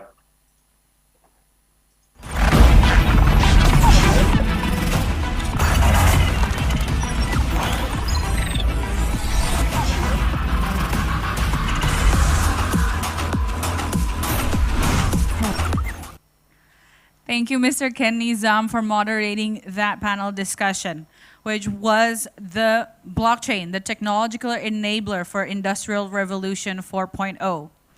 It was a super interesting discussion. It talked about how blockchain is actually changing multiple industries. from the COO of Tokocrypto, we see how blockchain is changing the healthcare industry here in Indonesia, because there's a lot of trust being taken away from people during this pandemic. There's a lot of uncertainty, and blockchain can provide a certain level of certainty and safety. And I think that's also the case that is mentioned by Juan Otero, saying that, you know, there are so many actors in traveling. There are hotels, there are restaurants, etc. And these are really the people that we want to embrace in blockchain. So everything is recorded, and like Mr. Chow Hoklai says, in smart contracts. And this is exactly why we are discussing this today, to educate and to make blockchain accessible for everyone. So, Tokonauts, we are at the end of the first panel. And what does that mean? We will have our second QR code for today displayed now on the screen. So you see it? Take your phones out, take your pens out. The second keyword of today is long term. Like a relationship, long term. So that is our second QR code and second keyword of today. And now we are here in Jakarta, we are closing in on 3 p.m. and that means that we are going to have a short 15-minute break. So chill a little. But before that, I want to remind you again that we were streaming on 2 YouTube channels today, on Tokocrypto and on T.K.O by Tokocrypto. We will also have a Q&A session at the end of panel 1 and 2. So if you have a question, drop your question in the comment box with the format name space a question. We also have, again, our QR codes shown by the start and end of every panel. And then the last one, don't forget to stay tuned until the end of the show, because we will have a lucky draw announcement for the audiences. Now, grab a coffee, chill a little, go to the bathroom, and we will see you back in 15 minutes.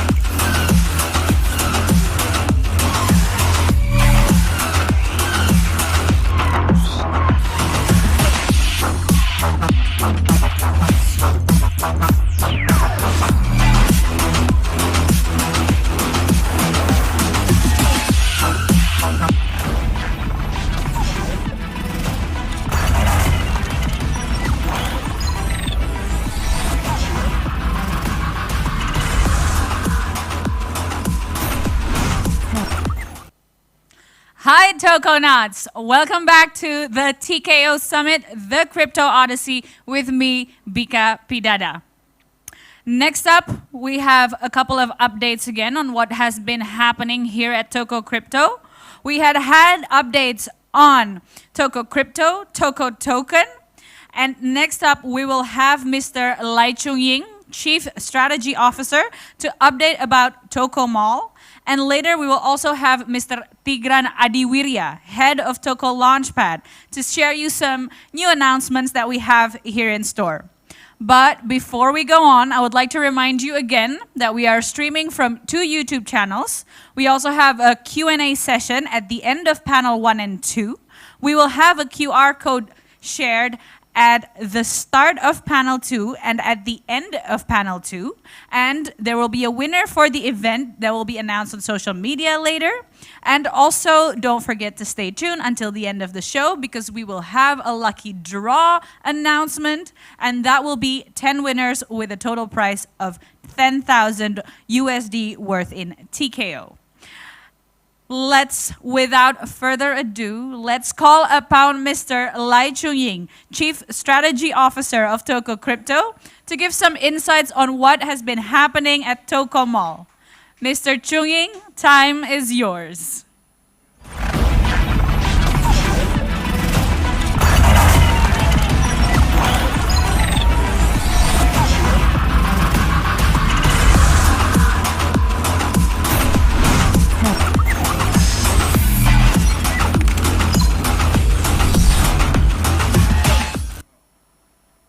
Good afternoon, everybody. Thank you, Bika, for the introduction.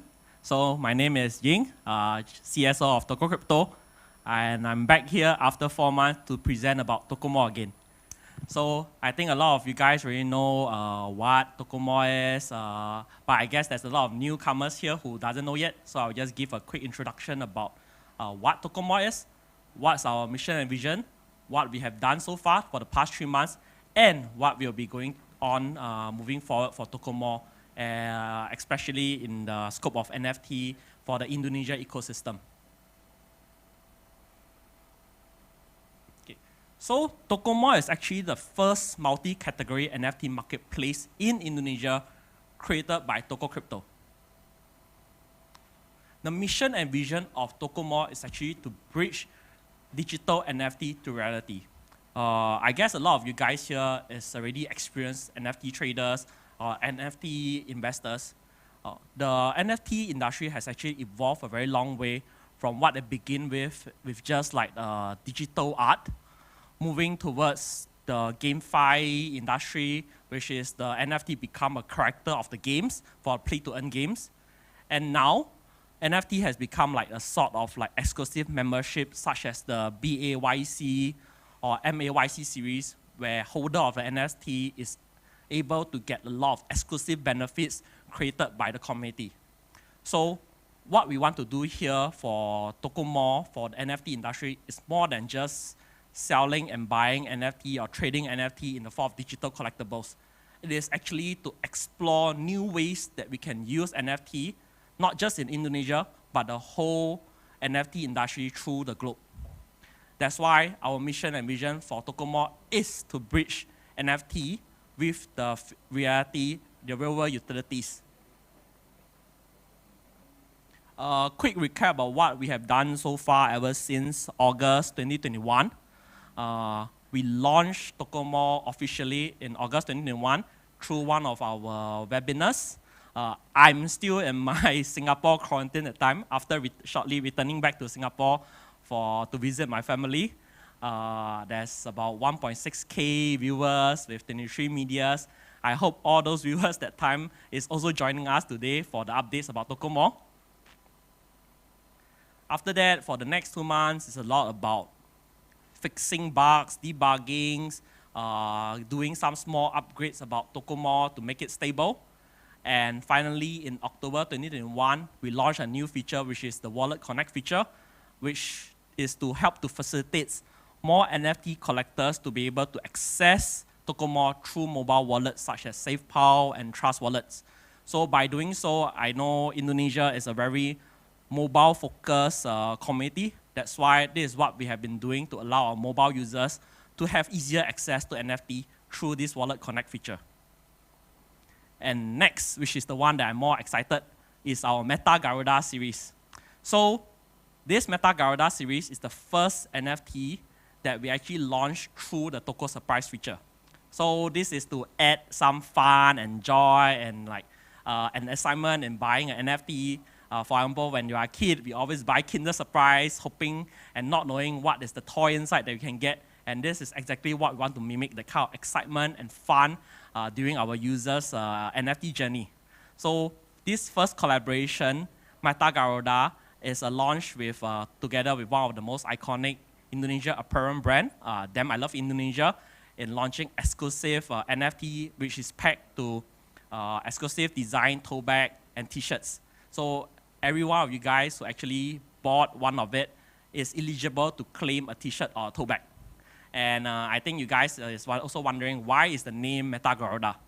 Meta, as you guys know, Metaverse, which is the hottest name in the NFT industry for the past 1-2 months. And Garuda is actually an icon and iconic creature of Indonesia, which is why we want to name it as Meta Garuda to signify the kind of significance that we are moving towards in the NFT industry. Well, for now, I think we launched this for about 2 weeks, 2 to 3 weeks. We have sold about 150 to 200 Meta Garudas Toko Surprise. If you guys haven't get one yet, you guys, I think, still have another few more days to get it before we officially bring the series down and close the series. So far, just a brief recap about all the statistics we have achieved. We have gotten more than 10,000 users, more than 7,000 NFT on Tokomo, with 60 plus official partners, with more than 300 NFT sold, and a transaction volume of more than 200 million IDR. So these are all the hard work by the Tokomo team and Tokocrypto team in bringing NFT towards the mass public in Indonesia. And we hope that we will definitely work hard in bringing higher, better results and better impact to the ecosystem. So this is a recap of our existing partners. As you can see, just now like I mentioned, for Damn I Love Indonesia, they are our partner for our Meta Garuda series. We have NFTL, Kaikasa, Suzuki, and a number of famous brands that you guys should be able to recognize here. Now, the exciting part. Moving forward to 2022. I think for 2021, we have already done quite a bit. It's mainly on stabilizing, improving, and enhancing the basic features for Tokomo. The exciting part comes at 2022. We are hearing a lot of feedbacks from our communities on how we can drive NFT adoptions, how we can improve usage of NFT in the economy or even in the NFT Metaverse, which is why these are the list of stuff we have already shortlisted that we'll be doing. First thing first, definitely to make it more easier to be used, we will be having a significant upgrade in our UI UX, improving the accessibility through mobile by improving our mobile responsiveness. The next one will be the exciting part where we'll be supporting third-party collectibles features. So it's like, for example, you guys have been using OpenSea, a lot of the 10,000 NFT series or the 9,999 NFT series are tradable and supported by OpenSea for Ethereum network. But now Tokocrypto will be doing the same support for the BSC network, which is much cheaper gas fee and so much more affordable for the citizens of Indonesia. Next, we'll be doing the offering and auction features, allowing easy trading and easy buying of NFTs. We will be supporting more currency options, no longer just T.K.O, to allow more greater access for Tokomo's NFT, and to explore the more features to actually allow users to claim merchandise that's pegged to an NFT through Tokomo. And lastly, this is for like a general updates on news portal, integration from Toko News into Tokomo to allow Tokomo users to get updates about the latest NFT news in the industry. Now, this is the biggest news that I think I will want to brief you guys and announce here today to our communities. Tokocrypto will be creating our first character NFT collections for our Tokoverse. It will be a series of 10,000 NFT with 4 levels of rarity: legendary, rare, uncommon, and common. And Toko More Visions is actually not just to serve Indonesia, but after that expand to the whole Southeast Asia to become the NFT marketplace of Southeast Asia. That's why we got inspired by this theme, and our NFT characters will be designed according to Southeast Asian theme. Like I mentioned, NFT is no longer just digital art. It's about what is the utility and exclusivity that's actually backing this NFT, which is why this NFT series will actually have benefits that you guys can enjoy through the Tokoverse, the Tokocrypto Exchange, Tokomore, and a lot of new platforms that Tokocrypto will be launching. The roadmap all those is currently in finalization stage. We'll be announcing shortly to our committee. And not forgetting our T.K.O holders, a portion of these NFT will be exclusively available for allocation to our T.K.O holders. So T.K.O holders, please and continue holding your T.K.Os. Okay, I think that's all for me today. Thank you everybody here for attending this session. Hopefully I can meet you guys soon again for the next T.K.O Summit. Thank you.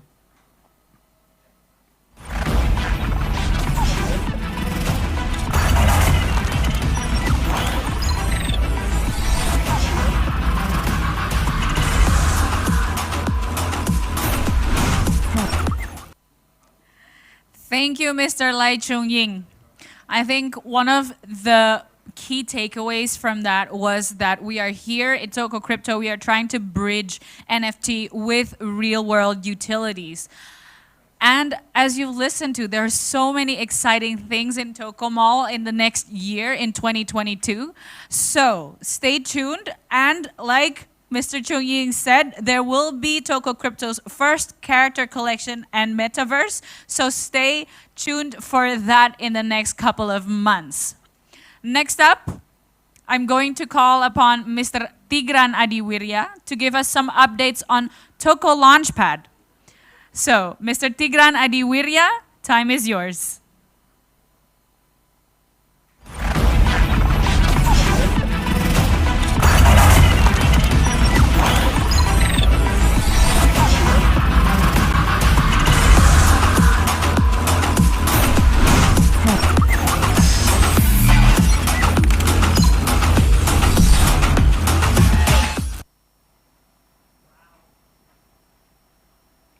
Hi, greetings everyone. My name is Tigran Adiwirya. I'm the head of Toko Launchpad. I'm so happy to finally announce this new exciting initiative to public, at least. There's been a lot of work and hype around this particular initiative, and I can't wait to share more details about it. So I'm gonna start explaining about the Launchpad. So basically, Toko Launchpad is a strategic initiative of Tokocrypto to be a support system and a catalyst of growth for aspiring blockchain projects in this region. As we aim to normalize blockchain and crypto to be essential aspect of our daily life, just like Wi-Fi, we intend to help turning blockchain ideas into real-world implementations. So that's why we're keen to collaborate with you guys, entrepreneurs, corporations, governments, communities, to share our knowledge and resources to build sustainable businesses and solutions that will solve our problems.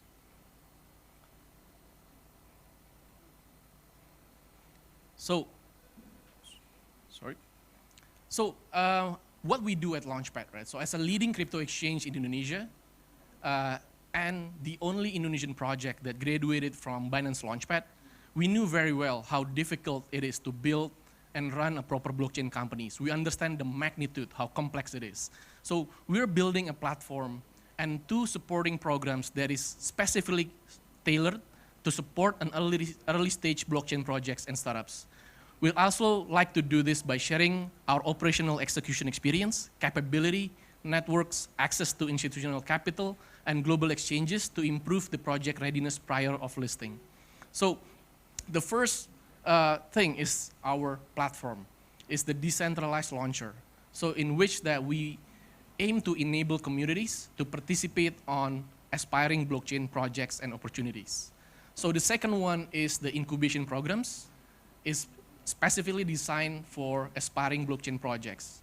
And the third one is our acceleration programs, which designed for aspiring blockchain startups.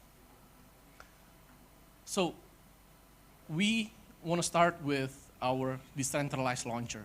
So this particular launcher will be known as T-Launchpad. It is a decentralized project launch platform that allows communities to support aspiring blockchain projects. By using our T-Launch platform, the global crypto communities will get an access to a pre-vetted blockchain projects that went through our Launchpad assessment and diligence team. All of this thing will be coming real soon.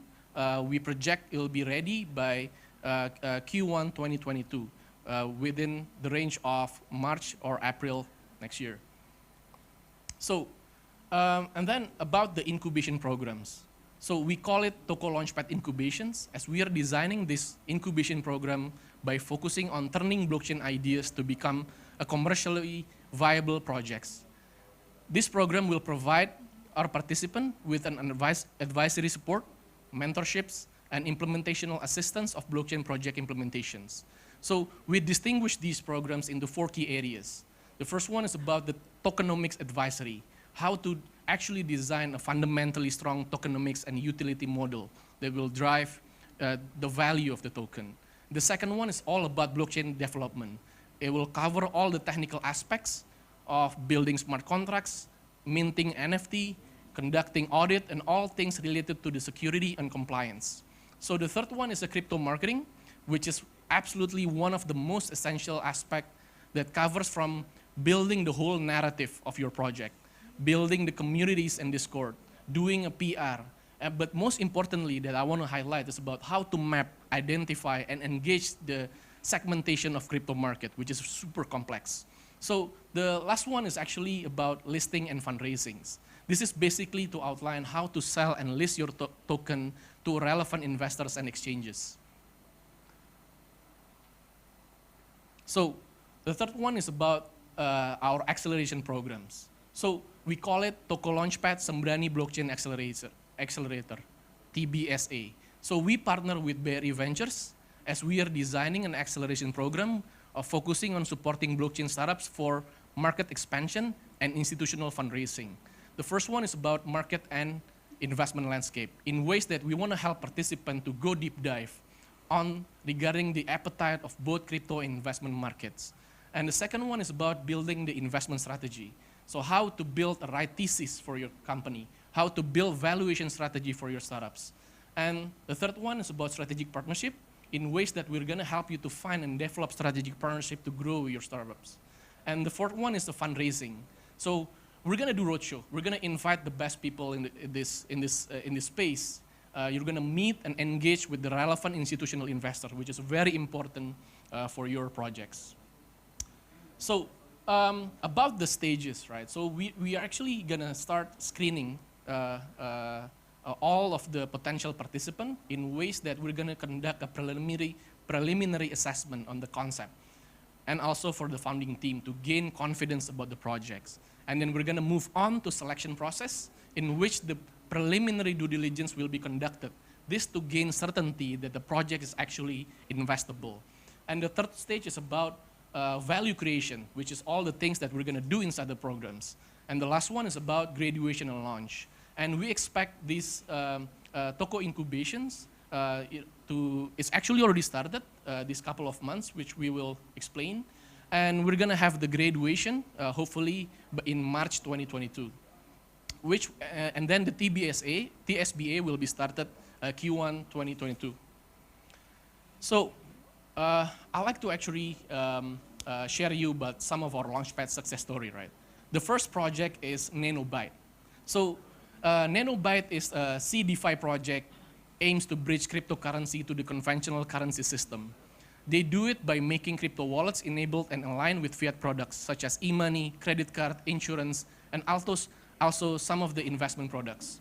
So our collaboration model is very unique as we are actually doing all of end-to-end co-incubation alongside one of the most respectable conglomerate groups in Indonesia, which is Sinarmas Group. But apart from that, we also identify a very strong combination within the founding team that's spearheaded by their CEO, Hutama Pastika. He was a former management consultant that jumps into leading this project. So we have a lot of confidence in this project. So the result is that we're really proud to announce that they had successful private sales with the participant from the global crypto investor. That's one of the things that's going to be big next. So another project is Afarik Saga. It's a blockchain-based Japanese role-playing games, JRPG. So in ways that they want to bring back the golden age of JRPG games with a new dimension through blockchain technology. And our collaboration model was so unique in ways that we help them to provide a strategy to leverage the NFT space as part of fundraising strategy. So we deploy our own Tokocrypto engineers to help them mint the first series of their NFT and listed it on OpenSea. So the result is absolutely astonishing. So Afarik Saga sold 8,888 NFTs within an hour with a sales worth of 3 million. This absolutely gives them ways to actually build their products. So these are going to be ecosystem. Basically, we want to bring all the relevant people together, from our vetted participant to the mentor networks, to the relevant investors, and then all the regulations on board into this particular ecosystems. So we got 9 exciting projects on our disposal. So we've been covering 4 industry verticals, which is the NFT, GameFi, DeFi, and impact projects. So 2 of these interesting NFTs that we're doing is one is the Easy Demon. It's an awesome art project, will be launched very soon. And also Morpheus, a universal NFT wallet from here in Indonesia. And on the GameFi space, as we mentioned before, it's Afarik Saga. And then we do have eSharks, which is a governance token for gaming communities. And we also have Planet Vulcan. It's an online metaverse mobile game. And the best thing about Planet Vulcan is actually one of the art director is a legendary comic artist, Adam Paulina. So you're not gonna miss out this one. And the next one is a DeFi, which is NanoFest, as I mentioned earlier. And we have 3 impact projects on our disposal. The first one is Be Kind, is a charity and donation token. And the second one is Vulcan, another Vulcan. So they're in the plastic management and green energy solutions. So they're gonna leverage these blockchain technologies to create a circular economy that will clean our plastic waste in Bali. So, and then the last one is Surveying, which is a survey data marketplace. So for those of you with genuine ideas of leveraging this blockchain technology and you really aim to go into this space, feel free to reach us out via email, and we're looking for next type of ideas. So thank you guys for your time. You'll hear from us again. Bye-bye.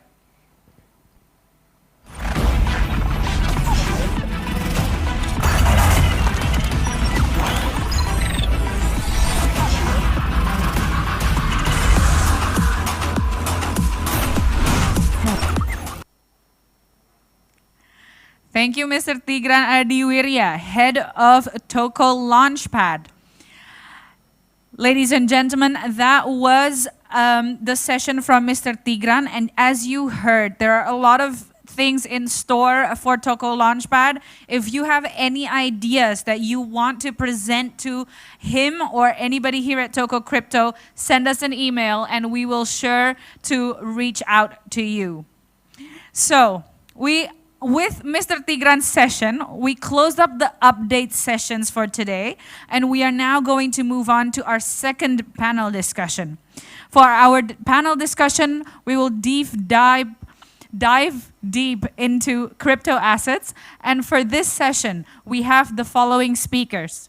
Mr. Darius Sit, co-founder of QCP Capital, who will be talking about leveling the DeFi playing field and evening the odds for retail investor. And we will have Weso developer at Beefy Finance, who will look at decentralized finance for long-term personal wealth building, leveraging crypto rocket fuel to go the distance. We also have Irene Umar, co-founder of YGGC, who will discuss the macroeconomics of GameFi, understanding the in-games economies of play-to-earn games. We also have Mr. Oscar Franklin Tan, CFO of Engine, that will be talking about asset tokenization. All roads lead to the NFT Metaverse. This session will be moderated by Michael Waitze, founder of Michael Waitze Media. But as you know, before a panel starts, we will have a QR code shown before and after the panel. So now, as you can see on your screen, we have the third QR code. You have to link this QR code with a keyword. So get your pens ready, get your phones ready. The third keyword for this QR code, for the third QR code of the day, is rug pull. Rug pull. So, without further ado, people are already waiting in the waiting rooms. I am handling this session over to Mr. Michael Waitze. Mr. Waitze, time is yours.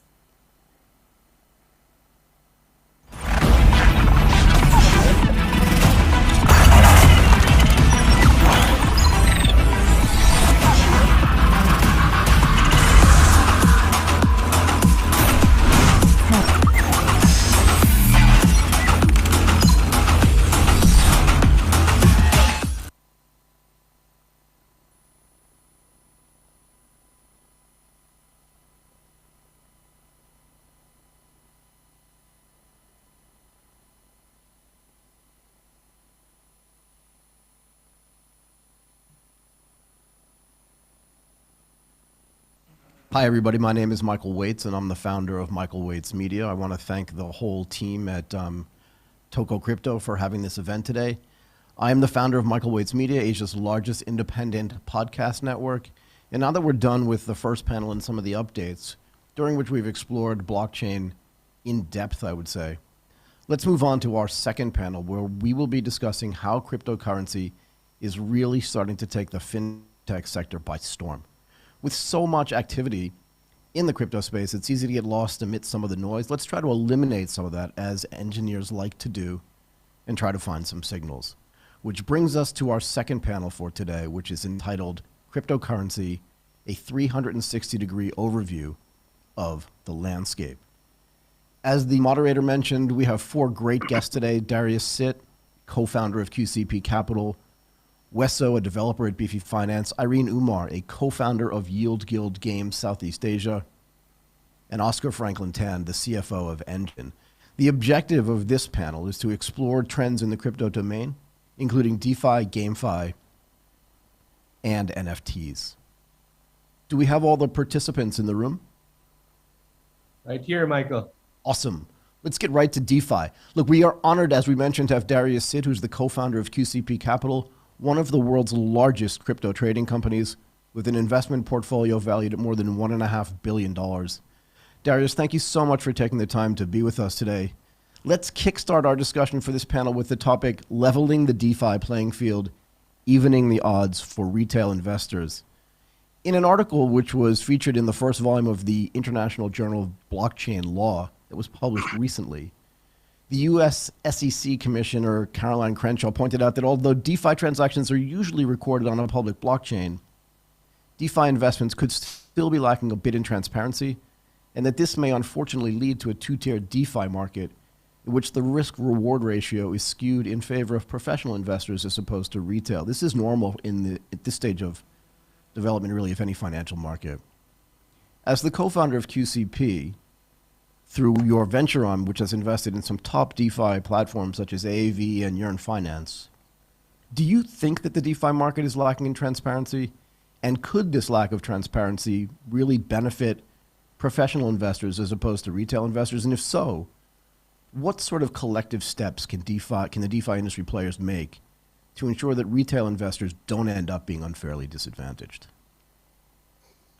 Thanks, Michael, and good to be here. You guys can hear me okay? Yeah? Absolutely. Yeah, I think there's some truth to that statement, and I think that the truth in that is that there are some accessibility issues with DeFi and some transparency issues in that a lot of the token economics in this case, I think there is a bit of what do you call this opaqueness to that. But I think we are moving away from that. DeFi has come up very, very quickly in the last 1.5 years, and obviously there are growing pains in the way it's structured. The way it's structured so far has been very token based, where a lot of the a yield that comes that is given in DeFi comes from token printing, so to speak, and token inflation. And of course, there is also a risk in the tech in terms of how a lot of these projects are structured. But the first thing I would say is that the DeFi market is, the market as a whole. I think, the community is aware of these risks, and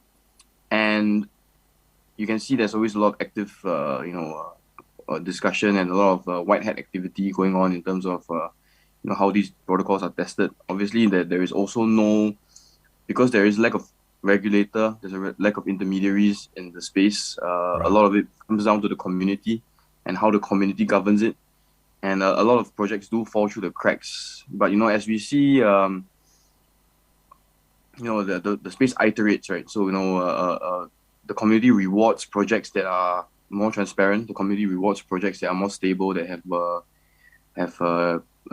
safer technology. And we've seen that happening.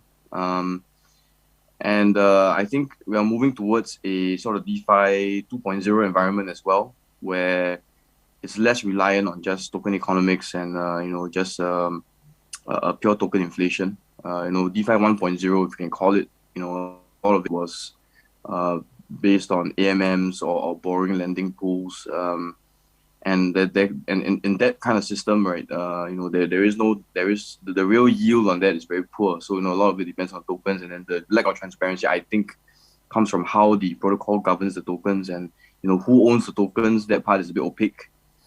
But we're moving towards a DeFi 2.0 world, if I can call it that, where the real yield comes not just from tokens. There is a base yield from other markets. Let me explain this a little bit. So I think we've been seeing this DeFi move away from just pure borrowing lending or just pure AMMs, with token rewards, to something more solid. Meaning that for example, we've been seeing a whole wave of DeFi option vaults. These vaults actually lend real value in that they are bringing in returns, bringing in yield from the crypto option market onto DeFi. And I think it's the transparency issue is the other way around. It's a lot more transparent, right? Let me explain. Like you have a lot of the options market occurs on centralized exchanges and OTC, right? And the issue that a lot of people have is, number one, access. You have to KYC, you have to onboard, you have to do a lot of declarations. Number two, in terms of risk management and all that, you are facing a counterparty in a traditional finance sense. You're not sure where your collateral is. You are trusting the counterparty. In fact, there is a trust contract that goes on. When we do these DeFi option vaults, the parts that need to be trustless are trustless, right? The collateral management, the settlement, the price discovery is all managed on chain. So if anything, in the context of financial instruments, having it on DeFi is extremely transparent. You can't hide the collateral that's on chain. You can't hide the settlement. You can't hide any of the price discovery as well.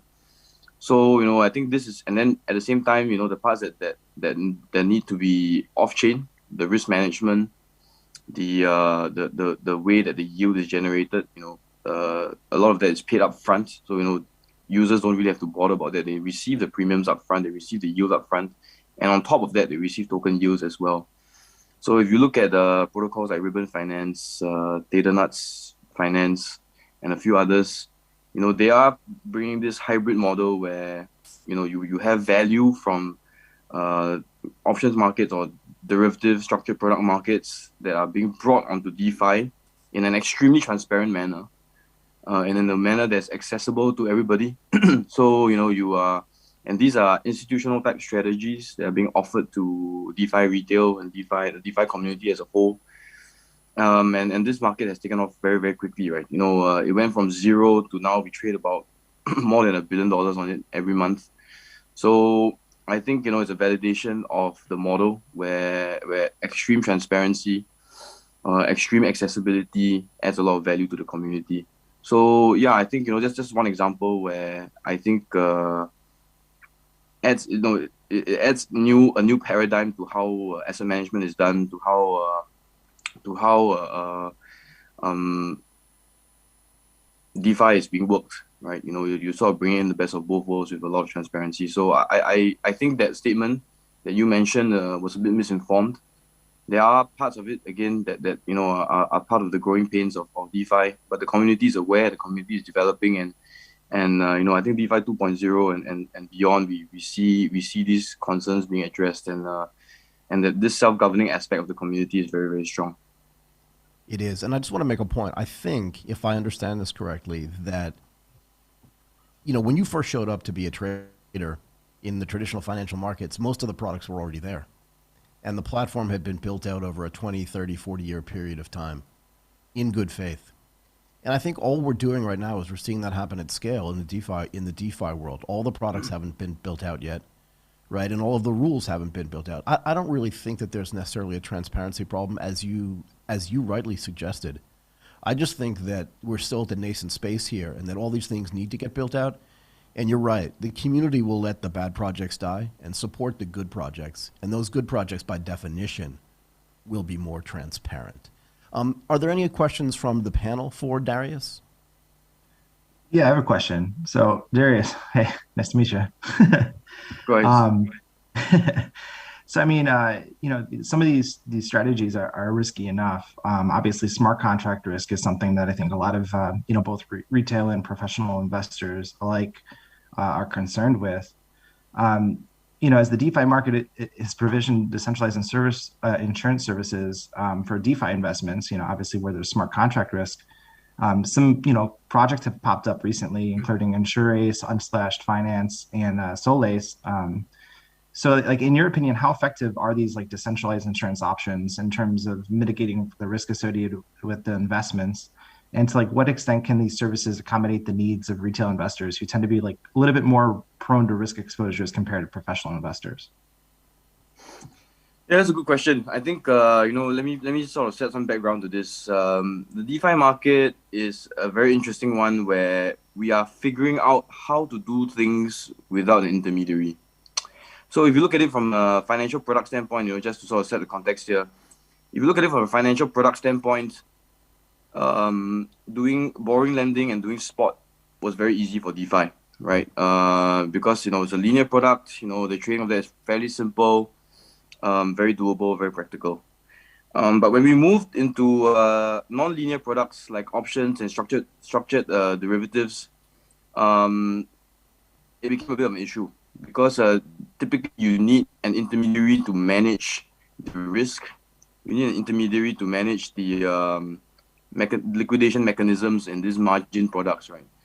So that's the reason why the linear products all tend to be fully collateralized and spot, whereas it struggled to scale up non-linear products that we typically require an intermediary. So I think the same is the same case with insurance. In traditional finance, insurance is typically an industry that the intermediary plays a huge role in terms of aggregating risk, in terms of credit scoring and credit assessment. Not saying that they do it well all the time, but there are mechanisms that the intermediary adds a lot of value. So I think the DeFi insurance market, has started well, but I think everyone can see that there are inefficiencies in the way that is being done. But in the same way that the options market has seen certain modifications being done to solve problems that TradFi has never even had the need to solve, I think we will see the same kind of modifications in the insurance market as well. So I think in terms of pricing now, I would say there are a lot of inefficiencies, given the lack of aggregation and the lack of actuarial scoring. A lot of the insurance is based on market determined, demand and supply, which leads to very strange pricing sometimes. I don't have the answer as to how that would be done on DeFi, but I'm sure there will be some modifications that are done on the actuary side, and that will make it much more efficient and scalable. So I think the general message here I think is that DeFi is making new ground where TradFi has never had to make before. Mainly, figuring out how things work on a trustless basis. So things won't be done the same way. But the kind of innovation that we've seen across all segments of DeFi has been very, very encouraging. And I'm very confident that in 5 to 10 years time, or maybe even less, 5 to 10 years is a super long time in crypto. We see a lot of these innovations that allow all these segments to be done in a very trustless manner, including insurance. Yeah, and just to add something, so I have one of the largest, if not the largest, insurtech podcast in Southeast Asia, and I've spoken to hundreds of people, both on the investor side and on the company building side. And like you say, Darius, there's a whole bunch of technology work getting done on the insurtech side to build insurance products, not just for crypto, but for DeFi as well. So a real interesting space. Darius, thank you again for taking the time to share your insights with us. As it relates to DeFi. I want to stay a little bit on the DeFi topic as well. DeFi for long-term personal wealth building, leveraging crypto rocket fuel to go the distance. We have Wesso, who is a developer for Beefy Finance. Welcome, Wesso. It's really great to have you here with us. How are you doing? Good. I'm excited to be here. It's awesome to have you. Look, and discuss DeFi with you guys. Yeah, let's do it. In the span of just a few years, the domain has grown to more than $250 billion. It's really big. And those numbers, I think, are just going to keep getting bigger and bigger. DeFi investments are likely to be less risky as the market grows. We've talked about this already, right? It's still nascent, but as it grows, it's going to get less and less risky. But given the current risk levels, are DeFi investments suitable for long-term personal wealth building? And how can DeFi service providers like Beefy Finance structure their products to suit the needs of DeFi investors, particularly younger investors who are looking to harness these high rates of returns that Darius has already referenced? Yeah, so it's pretty interesting. It's kind of how do we build out our product, because our product caters to both large investors and small investors alike. Right. And I think it's really twofold, right? So one is what we've been seeing is a lot of the risk is people who are out there to do malicious things and capitalize on a lot of the excitement and the high rates of return and things to draw in, retail investors who, may not be, they're a little bit more, I guess, ready for the risk, right? They'll take it on, but then they get taken advantage of. So I think, as we start to, develop ourselves and build as part of, the DeFi space, one of the core things is, security. And making sure as a protocol, we're taking security as our number one approach.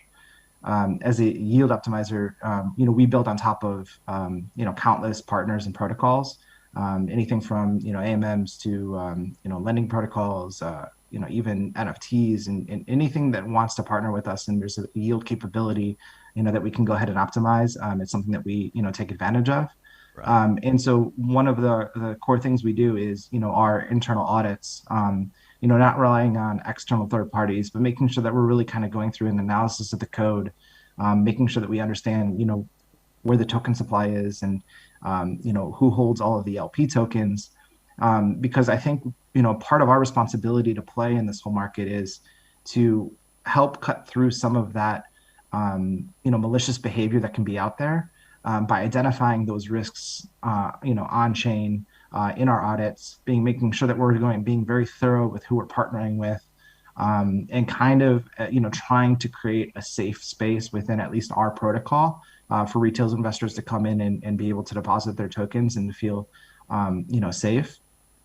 But, beyond people who are just out there to do malicious things, I'd say the whole second part of this is really kind of understanding what you're doing with investments, right? Because, it's definitely, I think crypto in itself is, it's a difficult concept for normal people to just come in and say, hey, like, what is all of this? Even what's compound interest, right? And so Right. I think there's an education that needs to be done for our users, by the protocols, to make sure that they're making informed decisions with their investments. So, like, what is impermanent loss and how can that affect my investment? If I'm going in and saying, okay, well, I want to invest in this, vault that's paying 2 billion% APY, which is, obviously you should have some alarms going off that, why is it so high? Right. Is it the risk of impermanent loss going to outweigh the returns, from, let's say, the yield farming? And so I think, we have been trying to create, more educational content to say, hey, I think there's a lot of opportunities, right? We're in a really young space and people are utilizing some of these yield farming opportunities to maybe like release tokens for their protocols in sort of like a fair launch way. So there is, legitimate use cases that people are, experimenting with in order to maybe like launch platforms. But I think, as our protocol, and I think as other protocols out there, we have to be able to, go ahead and educate, I think, users on, what are the independent risks with each of these investment verticals. Like, hey, going and investing in an LP token, obviously, we have to talk about impermanent loss. And then if you go in and you invest in a lending protocol, what does that look like if you have the possibility of liquidation? So I think, we're starting to tailor a lot of our content, and maybe like even our partnership content around more educational topics to be able to, go over and help the users, understand exactly, what they're investing in. Right. And I think the more we can do that, we can, do it the best we can, at least as a protocol within the space, to work with our partners and keep everything as secure as possible. And also, like, hey, if you see something, say something. If there's something in somebody's code that you identify as a possible, risk, let's partner together and be able to say, hey, like, maybe there's something we can do to help you resolve that and get, mitigated before it becomes something bigger. Right. So I think we all have to help each other out in this space. If we all want to continue to grow, we want the space to continue to develop without a bad name, we have to, all work together to make sure that we're securing the space as best as possible. Yeah, it's a great answer. And just to put some historical perspective on this, in the early stages of the development of the financial markets, I'll talk about in the United States in particular, you literally had people standing on Wall Street trading stocks back and forth. And there were bad actors there too. And at a certain point, there was no technology to weed them out, but like the community weeded them out. And I think we're just coming full circle around to the same sort of development stage in the DeFi market. And I think what you're suggesting is that there is no real financial inclusion without financial literacy.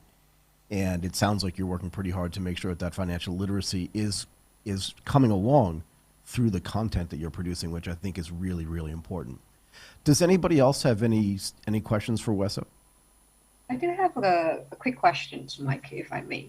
Please. I think Wesso have actually answered to some of this, but just for the purpose of general public, right? Especially those who are looking to build their personal wealth. Sustainability is certainly a key element in the DeFi investments. And so the question is that how sustainable is the DeFi market and what can the industry as a whole do to overcome its growing pains? Because earlier you mentioned about the communities, but what else could we do as a whole? Yeah, I think innovation is going to help a lot in this. What we've seen so far is I think a lot of the yield is generated from tokenomics. So, people launching high inflationary tokens, right? And then you're going to be able to then grab that yield and, turn it into whatever you want to, whether you want to, keep that farmed asset or turn it more into whatever your initial investment is. And I think, Comp kind of started that and Uniswap and SushiSwap, and all of a sudden you had all these opportunities to gain all this yield. And so the DeFi space is really kind of exploded, but I think now we're seeing, so much more creation of additional products out there. And beyond like just printing inflationary tokens out of thin air, we're seeing more and more protocols be able to deliver their, earnings or revenue as a return so as yield back to their users. So I think that there's going to be a transition. I think Darius already kind of talked about, lots more opportunities for, products such as options that are out there. But in addition to that, I think, we'll start seeing more platforms start to, use their earnings and revenue as, incentives, just as they were doing with, some of this inflationary tokens that they were printing out before. So I think that eventually it will become more sustainable. Obviously, we're still very, very young in the process. And I think that there's going to be even more innovation in the space that's going to, I think, deliver, more yield-bearing use cases, here shortly. Well, so do you, I know this is a little bit off topic maybe, but do you see things like asset collateralization helping to address this inflation problem that you were just talking about? Through tokenization, yes? Yeah, I mean, I think, it's funny because, you look at some of these, my first thought is, pancake swap, right? So eventually they started out with this, we need to grab all this liquidity. How are we going to be able to get all this liquidity on our decentralized exchange in order for people to go ahead and trade, right? Right. And so, they had to print at a very high rate the cake token. And so then they quickly learned that all it's really doing is eventually at a certain point when your, I think, growth period kind of falls off, you start to lose that value of the cake token, and there's all of a sudden this gigantic sell pressure. And so I think what they've been doing is identifying other ways to bring in additional revenue in order to hold up that asset price. And maybe, whether it's burning the cake or rebuying it, sort of like offsetting that inflation mechanism, so that they could still, obviously incentivize liquidity, which is an important piece because once liquidity leaves, you're pretty much done as an exchange. Right. So it's something you need to do.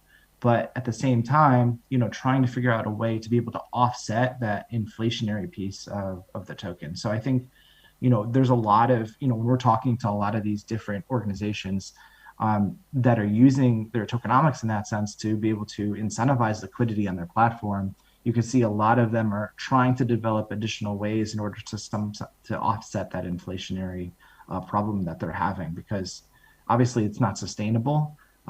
So I think we're going to see more and more creative solutions to that. And I think it's going to come within, like I said, innovation within the different protocols themselves, whether it's different products or different tokenomics. Got it. Well, so thank you very much for participating. That was really, really interesting. Our next guest is Irene Umar, who is a co-founder of Yield Guild Games. I always find it hard to say that, Irene. I'm sorry. I'm just going to call it YGG Southeast Asia. Welcome to the panel, Irene. How are you doing, by the way? Very good. Never been better, Mike. How are you doing? I am awesome. It's great to have you here. Let's address our next topic, macroeconomics of GameFi, understanding in-game economies of play-to-earn games. This is something that's really interesting to me. As you know, I've spoken to the other founders of your company as well about this a little bit, but I want to dig a little bit deeper here. Blockchain has obviously facilitated the development of the GameFi domain through the popularity of play-to-earn games, which to me just seemed amazing when I first learned about it. I think my head was going to explode, but now I think I understand it a little bit better. And you're smiling, so you know what I mean. And look, this has grown really fast. And the fact that in-game NFTs accounted for more than 20% of record NFT trading volume of over $10.5 billion during the third quarter of 2021 is a number that I think will just surprise most people.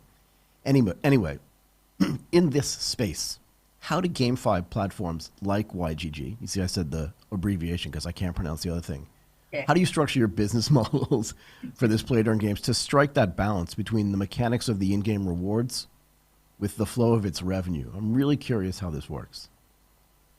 I guess there's a lot of questions packed into one question, right? Yeah. Mike asked that. And I think for the purpose of the audience who's watching this, who's perhaps new to the play-to-earn games, if you could allow me a few seconds to talk Please do. about that. Please do. And I guess when you ask me the questions of why is game taking such a huge space, let me ask the audience and the panels here a very simple question is that don't we all love to play? I always believe that playing is a birthright of every single humans. And that's why you see gamifications even before Web3 comes in, right? Because everyone just loves to play. So when GameFi appears in the DeFi space, everyone just take it up. Because one, people love playing, people love games. Previously, people are like throwing tons of money to play games in order to go up the rank. Right now, with play to earn mechanics, you could actually earn money when you play games. So long gone are the days when parents are asking or confused or like wondering, what am I going to do with my child who always play games 24/7? As someone from the game industry for more than 5 years, I got asked that questions a lot. Even my parents didn't. Even your own parents. Exactly. Even my parents didn't approve of me being in gaming space, right? Especially because I'm very passionate with education as well. Education and games doesn't seem to marry off with each other, but I'm in both and I love both the same.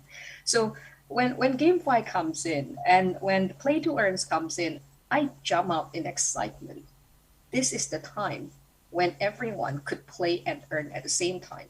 So when we founded YGG and YGGC are two same but different. So a lot of people would be very familiar with YGG. I've known Gabby for a long time, and we share the same passion on YGG. And the purpose of YGG is, I like to say that this is democratizations of gamers. It's a community for gamers from gamers. But of course, profit and purpose have to be combined, right? So you asked about the business models. How does it work? When you look into our white paper, I believe that the guild business, it comes into two parts. So if anyone who's new to play to earns, there are lots of games that are out there. It's mind-blowing, right? You'll be looking into so many games that's out there. So what we do as a guild is we filter out all those games that we believe would bring a lot of values, meaning fun in playing and give a lot of returns for our players also. We invested in those games. So you could see YGG as an index of a portfolio of games that we invest in. That's first layer. Second layer is, what do we do with these games? All right, these games, we bought the game assets, and the game assets that could appreciate or depreciate in values, the game assets is not idle. It's put to use by giving opportunities to scholars to earn money. The number one play to earn games right now is Axie Infinity, so I'm just going to use that as an example. Maybe you should also explain what a scholar is, since you're creating this terminology for a thing that didn't exist before, right? Right. A scholar is a gamer. So the reason why we call it a scholar is because it's like a scholarship program, right? So for anyone who would like to play in a play to earn games, typically there's an upfront fee, right? They have to buy the NFTs. They have to buy that cute little Axies. Those cute little Axies is not for free. So those cute little Axies, each of them could cost up to $400 to $500. Not everybody can afford that. And I mentioned just now democratization. So it's for every gamers, regardless of your economic class. So what YGG does is we buy and invest in those assets, create a team for you that costs us $1,000 to $1,500, right? And we grant this scholarship in a form of NFT to loan it out to the gamers to play. So suddenly, students who are currently facing issues of whether or not they can go to school and can graduate, suddenly right now they can play and earn to pay for their tuition fees. And in fact, in Indonesia, we have established a relationship with a couple of universities where we go in and we provide these YGGC scholarships to their top students. There's a vested interest here, Mike, because I want to bust the myth that gamers are not academically excellent. So we do have university students whose GPA is above 3.50, the same GPA, who's playing Axie Infinity, and because of that, they can stay in school. So that is what YGG is all about. But Irene, let's make the case here again for maybe the people that are disconnected with the fact that being a gamer does not make you stupid, or does not mean you're stupid. Some of these games are really complex, and whether it's a game that's on your phone or Axie Infinity that has all these sort of complex game dynamics, you have to be smart to be able to figure it out. So the fact that you're playing the game, in a way, is like an exercise for your brain. I know parents don't want to hear this, but it actually is. And if there's a scholarship part that's associated with this that allows you to continue to go to school, I don't understand the complaints. Anyway, I interrupted you. Please go ahead. No worries. I understand that from the parents' perspective, because for me to push these initiatives to imagine to the academicians, right? I have to face the rector, the vice rector, and they even bring in the professor of economics to understand this. In one way, I'm happy because at least they are listening right now because there could be solutions, right, that could keep students at school. And that is one aspect. The other aspect is what about the people who are on the street, who are trash picking, who are sweeping the floors, right? They play games too. In Indonesia, you turn around, go everywhere, people who attend the parking lots, everybody play games, but they are not earning money. With the play to earn mechanism, I've got scholars who are trash picking, who didn't even have a house, who are homeless, but what they have is the only entertainment they have is the phone. Right now, they are able to earn through the scholar system that we provide. So that's why I'm very passionate and excited to roll this out to as many people as possible in Southeast Asia, because this is not for our investors who come in and buy our tokens. Oh crap, I'm not supposed to say that, am I? But anyway, whoever invested in us, right, or who will invest in our tokens later on, they have exposures to game assets and to game tokens that are chosen, that are vetted on by our team who have been in the gaming industry for so long. At the same time, these assets are not sitting idle in our treasury. These assets are deployed for something that's purposeful and meaningful. So there are duplications of income. So that goes into a full circle. And that's what we are doing right here in YGG.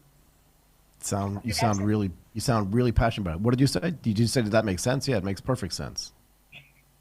And it was very clear. Look, let's open the floor to other panelists maybe that may have questions for you. No, I'd love to ask a question. Mike, listening to Irene, it's like I see all my team members. I mean, that's how we think. Maybe not everyone was really jumping, but we're to feel that passion. It's just amazing. I actually want to ask about IGOs, right? Initial game offerings. Engine has had an NFT gaming ecosystem since about 2018, since Engine Coin launched in 2017. I think we our adopters have been doing them since they were called IGOs. It's really amazing now that they're really expanding. Even Binance has come in. We've seen in Engine some of our solo adopters, people who are trying to build a game part-time as a university student or part-time after work, can really use the IGOs to build out their games, their teams, their platforms, their worlds, their ecosystems and all. I just wanted to ask, how do you think IGOs, the attached launch pads, are transforming the NFT gaming dynamic? Sure. Thank you, Oscar, for the question. For me, having the IGO or the launchpad is the acceptance, right? Is the recognizations that yes, GameFi is here to stay, and that's why there are a lot of high quality games out there. And I believe that having an IGOs or a launchpad in a lot of platforms, that's going to make it a lot easier for anyone who wants to jump into the space. But one thing though is that I've been in the game industry for a long time, and I can tell you that the game developers that are super top notch, we are just at the very beginning. So those people haven't come out yet, and they are coming soon. So that's why YGG has a sub-DAO in Southeast Asia to make sure that we have a pulse on the ground to ensure that we know who is coming out and we could help. Because crypto and games are totally different. So it's good that there's a launchpad, that there's an IGOs, right? And that's a recognition that there's a space for it. And I'm very excited about what will come, but we are still at the very beginning, because the very talented ones are coming soon. In Southeast Asia, there are plenty of talents. If we look into Marvel Studios, we look into all the games, right? A lot of the arts are actually done in the Philippines, Oscar, I'm sure you know this, and also in Indonesia. Yeah, absolutely. So there's a lot of excitement that's coming. That's why I'm very excited for the Southeast Asia, and I'm happy to be here. So Irene, I've got another question for you. There's this structural change that's taken place, particularly in the United States, as it relates to the types of jobs that people want to do. You mentioned trash collecting, but even in the US, it's been hard to hire people sort of post or close to post-pandemic, even to just go work in a restaurant, right? Because the wages are too low, and the time that it takes to get to work and come home from work and all this stuff is really just suboptimal for people. And I think if you combine that with the idea that this sort of play to earn is really at its earliest stages and that the biggest game makers in the world have not jumped in yet, do you see this structural change taking place over time where people are actually gaming for life as opposed to going to work at jobs that they don't want to do? And how do you think sorry, one second. And just also, how do you think that impacts the economy as a whole where all these jobs are just going to go unfilled? I think it allows automation to come in and take place. We've always automated, and in the old days, automation led people to go play tennis and football and stuff like that, but now it's going to lead them to go earn in games. Is that fair? It's really fair, Mike. You excite me right there. I was wondering, did you read my mind? Is there telepathy going on? Because here's the thing, right? When you play games, right? When you do something that you're passionate or you're happy about, it's not a job. It's not work, right? Now, you mentioned, what about the jobs that are repetitive? That's why innovations and technology is here. And in today's human age, we have seen this in a lot of places in the world, right? Where supermarket has no attendance, has no cashier. So the technology is here for humans to be able to have fun. Yeah, and create more leisure time. Sorry, Mike. I said, yeah, create more leisure time. That's what we've always done with technology, right? Yes. Always. Indeed. But right now we are at the intersections because there is this preconceptions that you must work in order to be normal human being. But normal is boring. And that's why GGC is here to disrupt that. Because gaming, it is a job. It will be a job. 5 years ago, we never know that a game podcast or a game commentator could be a job. Today, it's a very high-paying job. It is, Gamers, it is a job. This is coming soon. Yeah, sorry. I've always been a big believer, and I'm on public record as saying that I don't think automation is bad for humans. And we mentioned at the beginning of this conversation that there used to be 50-year cycles or 40-year cycles, and now we're much shorter. So it means that disruption in employment won't be 2 generations long. It'll be 5 years long. I think humans will definitely adapt and have better lives. And to be fair, having a job in the history of humankind is actually very new and was not normal for most of human history. Anyway, let's move on for a second. I really appreciate you doing this. That was really great. And I think we could go on and on and on this. No, it's my pleasure. Let's move on to our third topic, which is asset tokenization. All roads lead to the NFT universe. Oscar, I can't wait for this. Let's welcome Oscar Franklin Tan, who's the CFO of NFT Game Changer. I think Oscar calls it the OG of NFTs, Engine. Welcome to the panel, Oscar. Thank you for coming today. How are you doing? Hi, I'm great. I'm so happy to be here. You're about to jump up as well, like Irene. You're about to jump up and down as well. I love it. Everybody on the panel is happy. This is my favorite kind of panel. So Facebook rebrands to Meta, right? And they're alluding to the expected importance of the metaverse. You saw this before they did, so I'll give you extra points for being smarter than they are. We can talk about that later. But also this idea that Facebook's metaverse is going to support NFTs. So it's a real thing. I mean, it's been a real thing, but similar to what Irene was saying in the gaming world, where like the biggest game makers in the world have not sort of caught on to the play to earn. Some of the biggest platforms in the world are just catching on to the idea that like NFTs are a real thing and they're not going away. I want to ask you this though. In an NFT domain in which almost anything can be tokenized, I think about this a lot.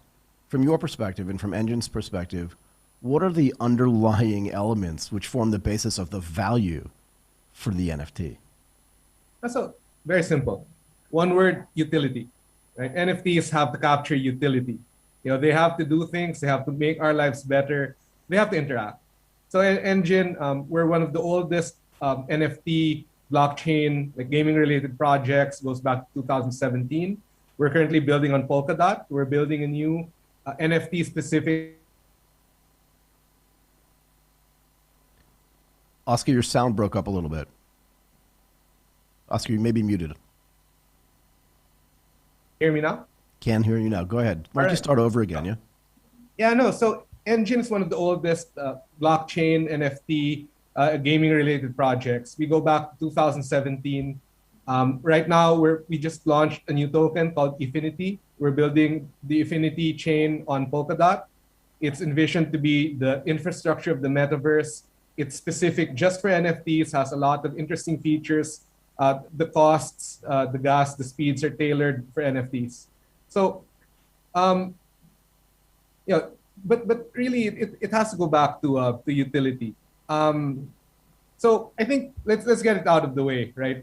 People keep asking, especially after the Beeple auction last February, after the first wave, NFT NBA Top Shots.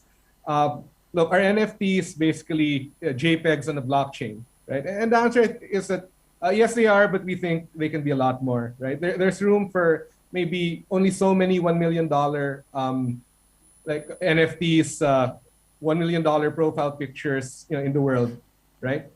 So we think there are a lot more. So for those, the collectible NFTs, what's the value, right? Like the rarity, the provenance, the creator, is it a popular artist, a celebrity, the historical significance, that moment in time. A tweet can be an NFT, a piece of code can be an NFT, a photo, a particular video can be an NFT. But again, we think that's only the starting point. And if we're catering to collectible NFTs, to be honest, we don't need so much technology, right? Again, just by definition, that if they have to be rare enough that there can only be so many $1 million collectible NFTs. We don't need so much heavy infrastructure to transfer them, to make marketplaces for them, to sort them out, to find them, right? You could actually just do it with Christie's and Sotheby's, perhaps, right?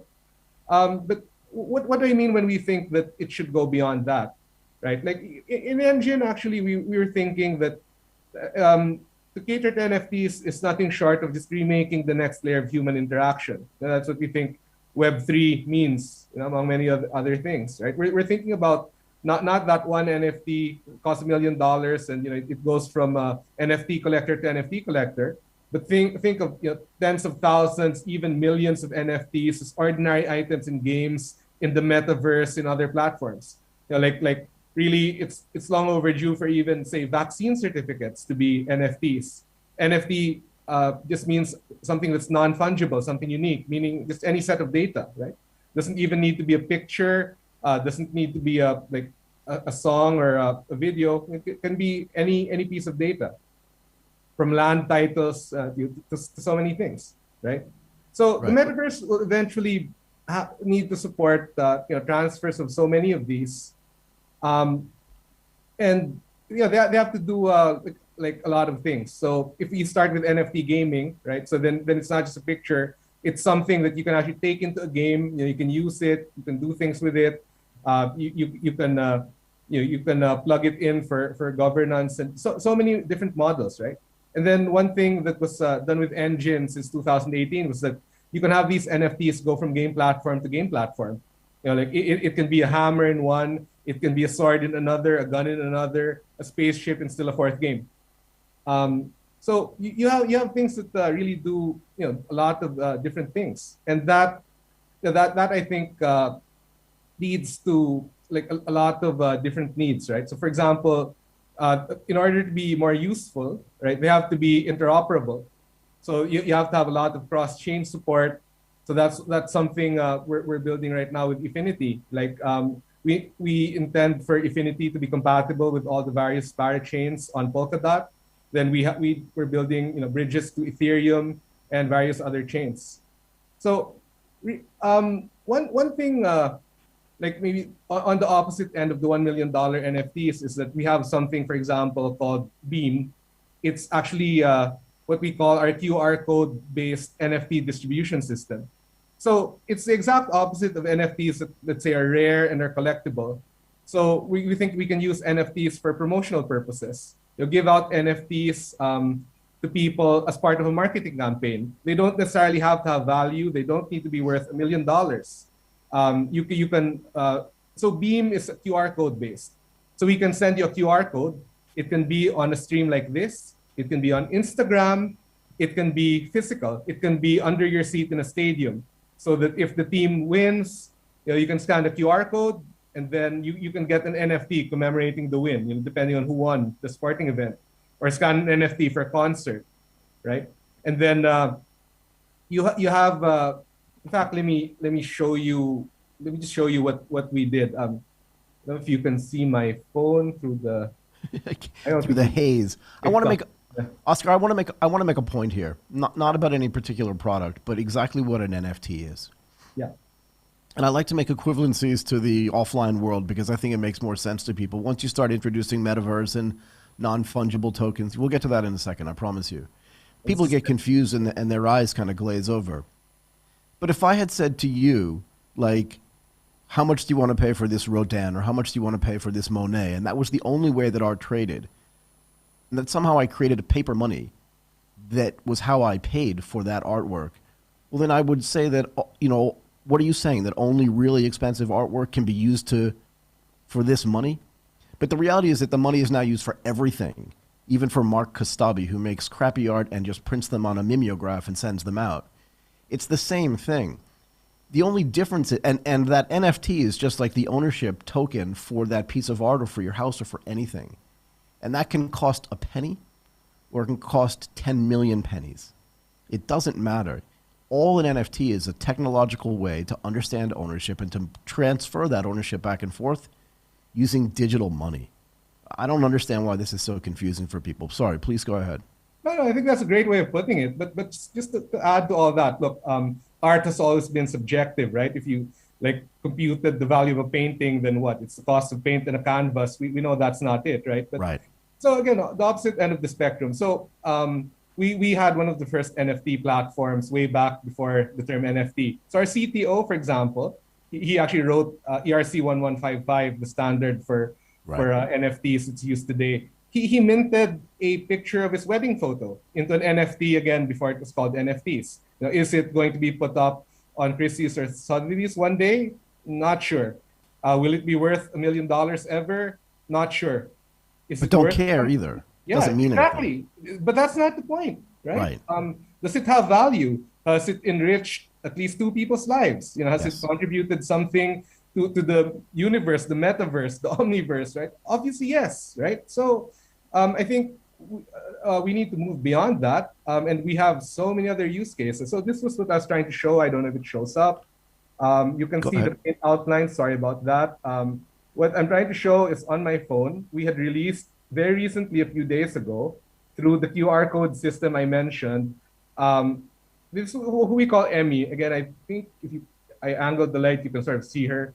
This is our company mascot, and we dress her up in batik, you know, for our Indonesian audience. Indonesia. Yeah, and with the Infinity logo right behind her. So this has some engine coin a little inside, and we just gave it out to whoever scanned the QR code. It was geofenced for Indonesia, and you get an NFT. Again, will it be worth $1 million? If it does, then good for you. We don't think so, but we just gave it away. Then you download our wallet, have an engine NFT. Maybe in the future, some of our adopters will do something where if you happen to have that in your wallet, it will unlock something, just for Indonesians, because again, it's an Indonesian themed NFT. It was geofenced to Indonesia. So this sort of thing can it can go beyond the things we discussed, right? You can now build communities around NFTs. You can disintermediate. You can help content creators reach their communities, right? You can be part of a club. You can be part of a subculture, and that can be bound together through an NFT. And again, these NFTs don't need to be worth like $1 million.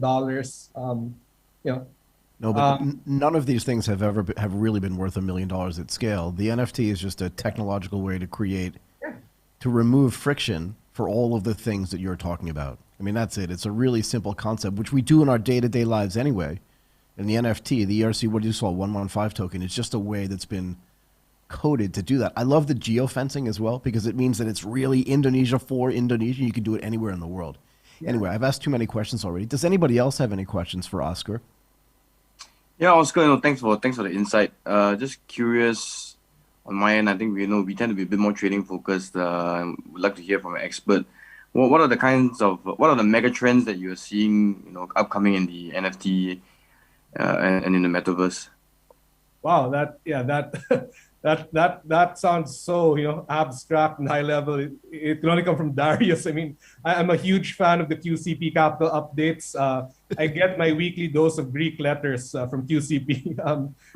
Megatrends. Look, there are many trends in the NFT space: AR, VR, wearables. You name it, right? NFT gaming. But maybe you want to say mega trend, like the really overarching big trend that ties everything together. I would have to say it's the idea of a decentralized metaverse, right? Like not only do people want a metaverse, but it has to be a metaverse that's built the right way. You know, the like the best way for people, you know, the way that's faithful to the vision of the technology. So what do we mean by decentralized metaverse? Same as the rest of blockchain, right? We want a metaverse that's not necessarily controlled by anyone. It's open to everyone. You know, it's accepting. You know, it's interoperable. It's open, right? So the culture shouldn't be controlled by any one entity. The technology shouldn't be controlled by any one entity. The governance shouldn't be controlled by any one entity. You know, people can build, people can collaborate, people can share, people can come in. They can cross from pocket to pocket of the metaverse. So that ideally is the metaverse that people want. And that sounds like a simple idea, but it really gives rise to a number of different things, right? So I mentioned interoperability a while ago. So that's a key theme there, right? So in order to have a decentralized metaverse, you need to have interoperability. I'm sure QCP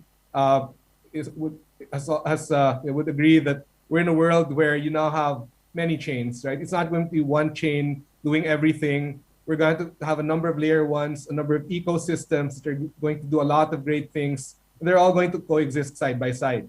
And you have to be able to move from chain to chain. They have to work together. They have to connect to form a metaverse, right? So you have to have a compatibility. You have to have things like, say, privacy layers. Your identity has to also be able to move from chain to chain, right? You have to have maybe your identity, things like appropriate privacy protections, even some idea of credit scoring, right? Has to work in a decentralized way. Yeah. The architecture, every little component has to be decentralized, right? Because if you have one item that's not, then you lose the decentralization, right? So the infrastructure also has to be built in a decentralized way. So you have, say, decentralized storage, you have decentralized rendering systems, you have decentralized computing, decentralized oracles, right? So that's just how it's built. Maybe another aspect is that even beyond the trading, the economics, it spills over where, again, we think that Web3 is really the next layer of human interaction. So we saw Constitution DAO, right? You have total strangers gathering together, raising over $40 million, trying to do something historic, like buying an actual copy, a real world copy of the US Constitution, right? And it's mind-blowing on so many levels, but it gives you a hint of the future of how human beings are going to organize, even beyond, you know, the culture and the economics we talk about for the metaverse. So yeah, so Oscar, this is my last question to everybody, because now you've hit on it. Yeah. And this is a little bit of a metaphysical question as well as a metaverse question. Just work with me for a second. All right. You start with Bitcoin, which is, you know, it's a currency that nobody controls, anybody can use, and it literally can be spent anywhere and taken anywhere, and no one can tell you what to do with it. Then you have Ethereum and a whole bunch of other altcoins, yeah? Which are basically, they're almost like there's an exchange rate, an FX rate between those coins, or a spread between those coins and Bitcoin. I get it. Then you have Ethereum, which creates smart contracts. So now there's a way for people to be decentralized because the contract itself is now what governs how people interact and how these technology systems interact. That's great. Now you have NFTs. I think you said the ERC-115 token. This gives people a way to validate what they do own and what they don't own. So now you're creating this entire economic system that's all technologically based, and it's all decentralized, which nobody really controls. There are some people controlling it, but really in good faith if they do, right?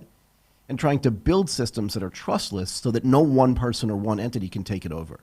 So now you have this ecosystem of things. My real question is, what is the implication? And you started talking about this a little bit. The only thing we haven't talked about is nation states and the politics. Because the way things are organized now, right? Like none of us had a choice of the country in which we were born. It's just a historical accident, right? Where somebody got pregnant and somebody got birthed. And communities, those communities have been organized for generations around geography, rivers, mountains, bridges, whatever it is, right? And that's what divided people everywhere, right? But what happens when you can form a state that uses all this technology where people now gather around interests as opposed to geography? What's the implication of that? That's for anybody. That's exactly what DeFi Finance is we're an organization that doesn't have a location. We're just a bunch of contributors from around the globe, people who are in marketing, people who do moderation, people who want to develop and write smart contracts or work on the UI or develop out the API, people who are good at partnerships, good with treasury accounting. Everybody from all parts of the world can participate, and not one of us can control the destination of where the DAO moves forward. So it's definitely something unique. I think DAOs in themselves are developing. So, they're trying to figure out how to manage themselves. How do all these diverse people work together towards a common goal, and how do we make sure that it keeps moving forward? But I think what you see is that, like, there's not one person, that can go ahead and just leave the project and all of a sudden the project just dies. I think the goal of the DAO itself is to, it exists on chain and it exists among the community members, and there's not one person that can, take it down, not one country, right? It exists globally. But I guess my real question is, what happens to those nation states, right? Yeah. What happens to geofencing if Indonesia or Japan or the US doesn't exist? Because those countries themselves are organized right now around geography, not around interests. And because the country issues the currency, the country inflates the currency, right? The country creates the rules and the laws and the regulations under which everybody operates. If the world is moving to a DAO at some level, not immediately, but at some level where everything is decentralized, what does it mean for nation states? I'll leave you with that. You don't have to have an answer, but I just want to leave you with that, because I don't think there is an answer. Anyway, I think we're running out of time. You guys were all awesome, really awesome. Thank you so much for doing this. Darius Sit, co-founder of QCP Capital. Wesho, a developer at DeFi Finance. Irene Umar, a co-founder, I'm going to say the whole thing, of Yield Guild Games Southeast Asia. And Oscar Franklin Tan, the CFO of Engine. And I also want to thank the Tokocrypto team as well for putting this on. This was awesome. Thank you all very much for doing this. I really appreciate it. Thank you, Mike, for the philosophy for the weekend. Yes, I do what I can. Especially the last question, I was holding back not to answer. I'll just leave it because everyone could answer to it. But in the end of the day, it's a hope for humanity. It's oneness coming in. Exactly. That was my point. Okay. Thank you, everybody. Thank you. Thank you. Happy weekend. Bye. Bye.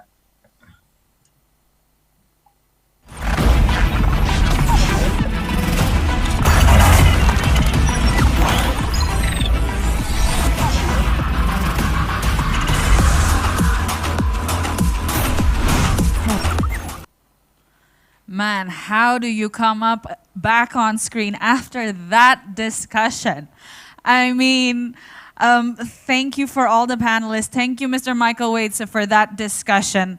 How do diverse people work together towards one goal? I think that was one of the things that the key takeaway. And also, the mic was dropped during the time that Oscar Tan said, decentralized metaverse, that is our future. So, Tokonauts, actually, I found that such an amazing panel, and I am glad because we are nearing the end of the T.K.O Summit, or the Kripto Odyssey.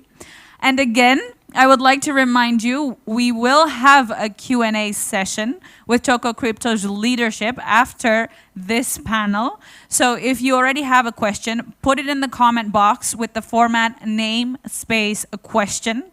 We will have a QR code shown right now to show the fourth QR code of the day. And our last keyword of today is steak. Our last keyword is a steak. Not the food, guys, the other one. So, Tokonauts, next up we have something exciting.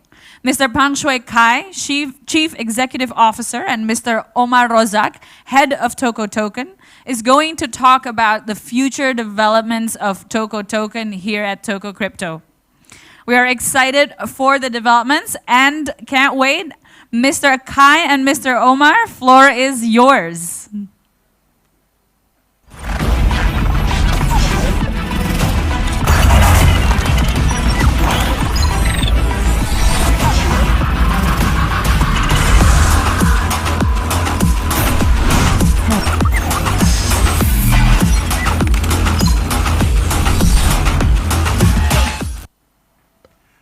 Hello, Tokonauts. We hope you are enjoying this event so far. Allow me to introduce myself. My name is Omar, and I'm representing the T.K.O team. Today, I'm sharing the stage with Kai, the Chief Executive Officer of Tokocrypto. Kai, we are at the final days of 2021, and soon start a new year. How excited are you for the things that the T.K.O team has been preparing for 2022? Whoa, has it been 5 months already? Since our previous T.K.O Summit, a lot of things have progressed, and a lot of things. There's a lot of changes in trends, changes in hypes. We've seen from the previous panel, a lot of things that have been discussed, and I'm excited to see what's gonna come next. What's gonna be? Is it gonna be decentralized metaverse, or I'm really looking forward to what's going to come next. And definitely time sure flies when you're having fun. Yes, I'm excited as well, and I'm sure all Tokonauts are also excited. Today we are sharing with all of you about the direction that T.K.O is heading. We have a lot of important updates to inform all of you, so sit back, relax, enjoy the show, and let's begin the journey to the future. In this presentation, we will talk about Tokoverse, the role of T.K.O within Tokoverse, T.K.O CeFi, DeFi, GameFi, Metaverse, and other programs. We will also have an update on 2022 T.K.O roadmap. Big things are coming, so without further ado, let's jump right in. Kai, do you want to start with Tokoverse and how T.K.O plays an irreplaceable role within the ecosystem? Of course. Now, to talk about the Tokoverse, we first have to look at Tokocrypto. Tokocrypto started off as an exchange, and in the span of just a little more than 3 years, we have grown to become so much more than just being an exchange. I'm very happy and excited to announce, I'm sure everyone has been announcing throughout the whole of today, that we are building our very own crypto-based ecosystem in the form of Tokoverse. So not forgetting our roots, Tokocrypto's exchange is the place where it all started and would be the heart of Tokoverse. As what CZ mentioned in one of our joint panels previously, the exchange is the heart of the ecosystem while it pumps cryptocurrency, which is the blood of the entire crypto ecosystem. And we have all the different platforms, we have the decentralized metaverse, we have DeFi, all the different platforms that requires this blood in order to progress, grow, and adapt and adopt, and for people to adopt it.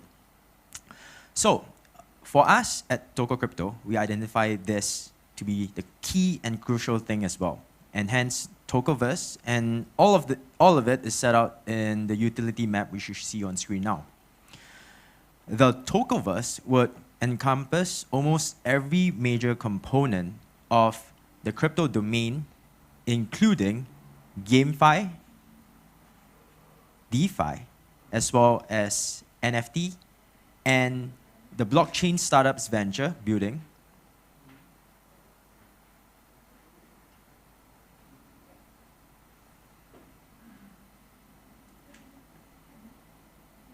Can I go back to the previous one? Yeah.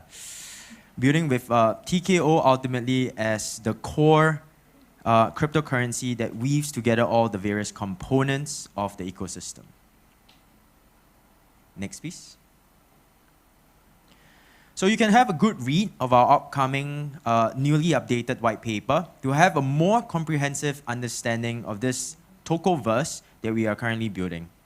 Tokoverse is very close to our heart, and that of which crypto education through Toko Scholars Program as well as the Cryptoversity application. Inside the Tokoverse, we aim to educate cryptocurrency users from Indonesia and around the world. Looks like the team will be very busy building throughout the year, Kai. Always busy. So we have a lot of development to do and preparation to make. Like we'll start on the CeFi side. T.K.O will be implemented as Tokocrypto's exchange token, meaning user who trades on Tokocrypto exchange will get a trading fee discount by choosing T.K.O as their transaction fee. For all Tokonauts out there who are actively trading, this will be a huge benefit and thus will accommodate you in getting better returns from your trades. On the DeFi side, T.K.O will open more access to staking and farming platforms within the BSC ecosystem. In the past 3 months, we have been seeing a lot of new staking and farming platforms entering the field. Some already have T.K.O pool or farm, some have not. And we are actively reaching out to DeFi platform to see how we can benefit our hodlers. When it comes to choosing your DeFi platform, please take your time to do your research and make sure that you can trust the platform that you are going to use. To broaden the scope, we are also preparing GameFi in the form of NFT series, which Kai will explain further right now. So, the word GameFi is basically a combination of the words gaming and decentralized finance, hence which is DeFi. Combining the element of play in gaming with that of earning in DeFi, Tokocrypto is set to take GameFi to the next level through our ASEAN 10,000 NFT series, which will serve as a gateway for video gamers to the Tokocrypto Metaverse. Hence, let the games begin in the Tokoverse. That is such an awesome concept, and I cannot wait to see it live on chain. Now, I would like to recap a bit of what we have worked on this past 3 months. We have launched Toko Mall, where the role of T.K.O in it has been mentioned earlier. Within a few weeks, we will be launching T-Hub, an offline crypto community center that will be a melting pot of all players within the crypto and blockchain world. Traders, artists, developers, entrepreneurs, and scholars are all welcome to visit T-Hub and create synergy. If you and your community have any idea to create an event at T-Hub, do not hesitate to reach out to Tokocrypto team and we can discuss further about the event. We have also launched our Toko Scholars program with the objective of educating communities and students about this asset class. But I believe there are more things coming. Hence, I am proud to announce inside our future plans. Firstly, we have T Launchpad, which ultimately looks to bring to life the concept of an IDO by serving as a DEX. And this will support the development of new blockchain projects in Indonesia's startup ecosystem so that they too can become a major player in the market someday. Now, for Indonesia's blockchain community, they would benefit from this as they would have now access to new and promising blockchain projects. We also have within our initiatives the Toko Care program, which is a charity initiative that implements blockchain technology to ensure transparency on public donations. We also have the Toko News initiative, whereby we aim to revamp the Toko News platform to ensure that our users and the crypto community can find quality blockchain and crypto news, because that is ultimately essential for everyone to basically gain greater knowledge and awareness of the space. So, as previously mentioned, we will be launching T.K.O's white paper, and inside the white paper, you can find out everything that you need to know about T.K.O, including how far we have come, and of course, our future development plans. We are all very happy to share with you our plans in detail, which we will be sharing the latest link to our update on white paper at the end of the presentation. Ultimately, all of our programs and initiatives will lead to three major things. First is mass retail adoption. Following our Travala listing, T.K.O soon will collaborate with Astri in Astri Living app, where user can get access to T.K.O from Astri mass retail network. Yep, and that is very important because the power of a blockchain network / ecosystem is dependent on the people who actually participate in the network. And hence, one of the key and most crucial things to get blockchain or crypto into going live, going legitimate and mainstream is mass retail adoption. Which brings us to second, our actions are also driven by the spirit of inclusivity. We believe that everyone should have equal access and opportunity to possess crypto assets. And last, but obviously not least, we're aiming for a broader range of personal financing from CeFi, DeFi, all the way to GameFi. And ultimately, our goal is basically to be able to bridge between digital, which is the metaverse, cryptocurrency, DeFi, to reality. For our key focus in 2022, accessibility will be in the center stage. While T.K.O is currently already available across the globe by being listed in major exchanges like Binance, KuCoin, Gate.io, and other exchanges, we will now penetrate regional markets deeper by working with on-ramp exchanges. What about the roadmap, Kai? Now, for the Tokocrypto / T.K.O updated roadmap, we're very proud to call the current update as the Jakarta update, where the whole Tokoverse has been nesting for a while now. Now, the next update, which is slated for Q1 2022, will be the Bali update, where we will launch T-Hub in Bali, the very first crypto hub in the whole of Asia. And this would help put Bali and Indonesia on the map of cryptocurrencies. T-Launchpad and Toko Launchpad will be in motion during this period as well. Furthermore, we will also have many exciting banking partnership announcements to come. The next update, which will be in Q2 of 2022, will be the Bandung update. Whereby we will launch our Toko Scholar initiatives along with Toko Care, which is a non-profit organization that focuses on charity. In Q3 of 2022, we'll be launching the Surabaya update, where we will release the new edition of Toko News, which will focus on aggregating crypto news from within Indonesia as well as around the world.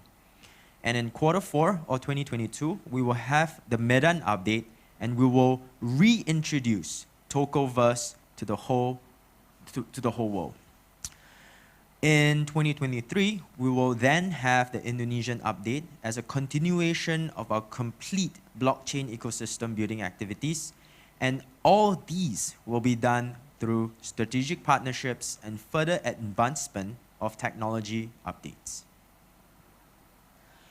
So, now in closing, I would like to invite everyone to scan the QR code that you see on screen now to download the latest T.K.O Summit white paper. I would like to thank everyone for taking the time to listen to this T.K.O Summit updates. One more time, we have come to the end, and thank you everyone, and salam to the moon. To the moon.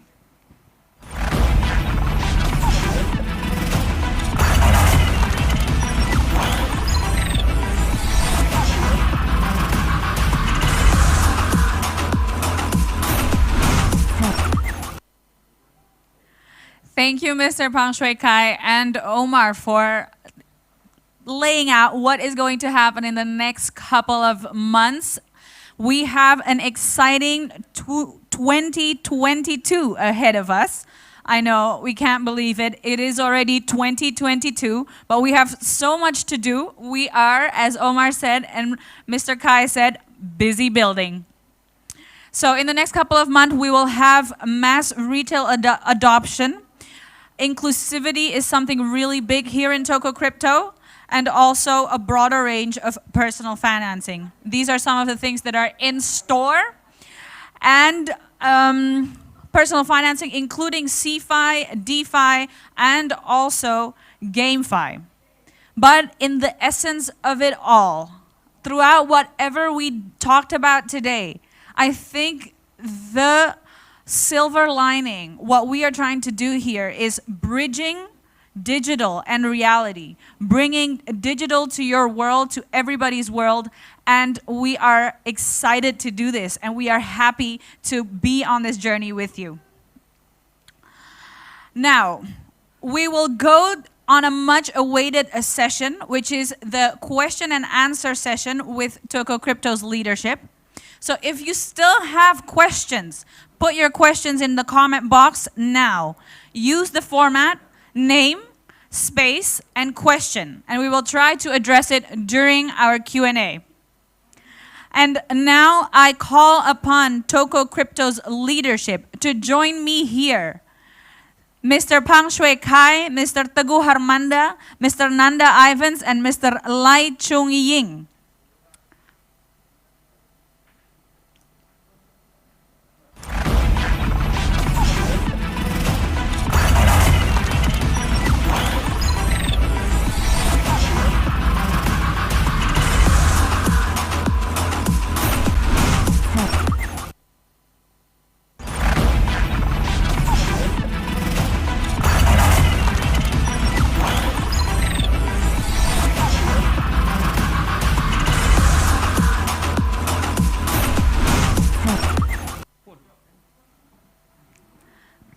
So, welcome back, Tokonauts. I am here with all of Tokocrypto's leadership, and we have your questions here.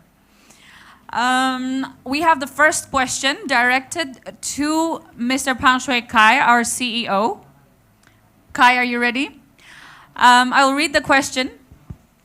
Will there be a new feature in Tokocrypto that will surprise us in 2020 as there are more and more competing applications? This question came from Fardan Abdul Rahman. So Kai, what do you think? Thank you, Mas Fardan. Pertanyaan ini lucu. I think it's an interesting and very good question. I'm just going to give you a hint. Throughout the entire of today, we've been talking about bridging reality to digital, right? I mean, that's one of the key themes of today's session. Think about it this way. Imagine one day you open, it's a possibility, right? And something that we're working with. Imagine you open Tokocrypto's app, and basically you're able to connect whatever that is in the digital world into the reality through some of the existing channels that are available in Indonesia, whereby you can directly access and make redemptions of some of real life items. So this is something that I think would be extremely exciting for us to see, as it would be the realization of the dream that we have of how we can, effortlessly connect the digital world to reality. That's my answer. Maybe I can add on a bit. Sure. Our new feature of Tokomo is very called Toko Surprise. What other surprise do you guys want? Well, actually, the next question is very related to reality. This question is from Hugo and directed to Mr. Manda, Teguh Harmanda. The reality is taxes, actually. So how would Tokocrypto handle the issue of crypto tax regulation, Mas Manda? Yep, thank you, Bika. So as a CEO of Tokocrypto and a chairman of ASPAC Krindo, Association for Crypto Trader in Indonesia, we are to be like counterparty with the regulation, right? Regulator. So industry and regulator, we discuss about how we make this industry more have a legitimacy, and then we also we want to contribute with the regulator support. So we agree for taxation in the crypto to be a must, right? But then how the amount, how percentage the amount, and how the mechanism to charge the tax, this is still on discussion between regulator and industry. So you guys no need to worry about the how the amount, the percentage about the tax. I feel this is quite fair, right? I mean, it's not only for the crypto industry itself, but also for the customer in Indonesia. I can say it's not much to a different like existing current investment mechanism. I mean, it's like a capital market, etc.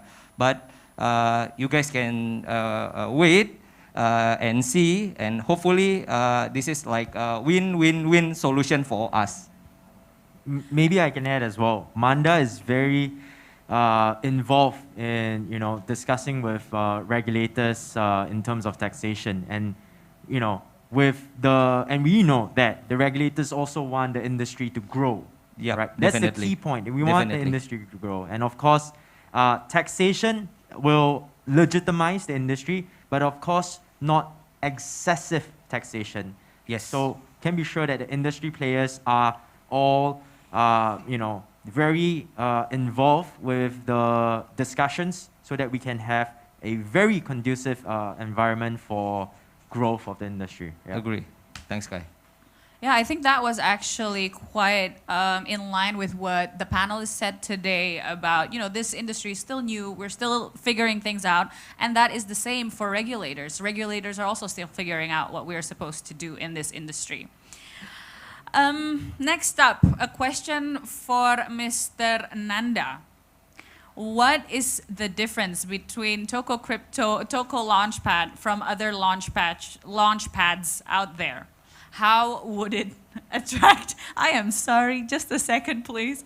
How will Tokocrypto Launchpad attract people to invest and launch on the platform? This question came from Sylvia W. So, Mr. Nanda, what do you think?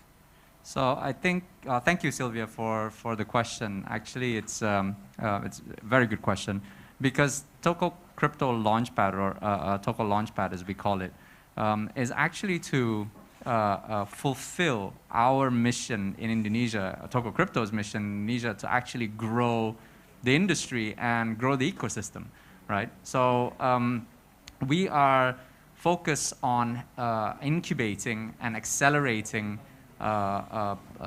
crypto projects, blockchain projects, NFT projects, Metaverse projects that the Indonesian brilliant minds are going to come up with, right? And this is going to help to grow the industry, right? Because the industry is still, as a lot of people know, it's still quite new, and it's at the moment it's the talk of the town, is the shiny object that everybody's talking about. So somebody needs to facilitate it. Somebody needs to give the foundation in order for these brilliant minds with these brilliant ideas to actually grow. So this is why we've created a Toko Launchpad, and we will accelerate it, or we'll incubate it, we will accelerate it, and attracting the talent. Obviously, we're going to have a whole bunch of campaigns, right? We're going to have hackathons. We'll have batches that people can actually pitch their ideas on our website and things like that, right? So this is going to roll out in 2022 in stages, and we're gonna. I mean, I think Kai mentioned and Omar mentioned about T-Hub as well. That's one of the ways that we're gonna attract these guys, these brilliant minds, to come, on board and share their thoughts in this T-Hub, in the crypto community or crypto hub, as we call it. And yeah, hopefully, we'll see more and more projects. So far, I think we've onboarded 9. Am I correct, Ying? Yeah, 9. But maybe there are 90 more, or there's 900 more. And we'll be there. We'll be there as the I guess the beacon and the advisors and whatever you want to call it. But we'll be there.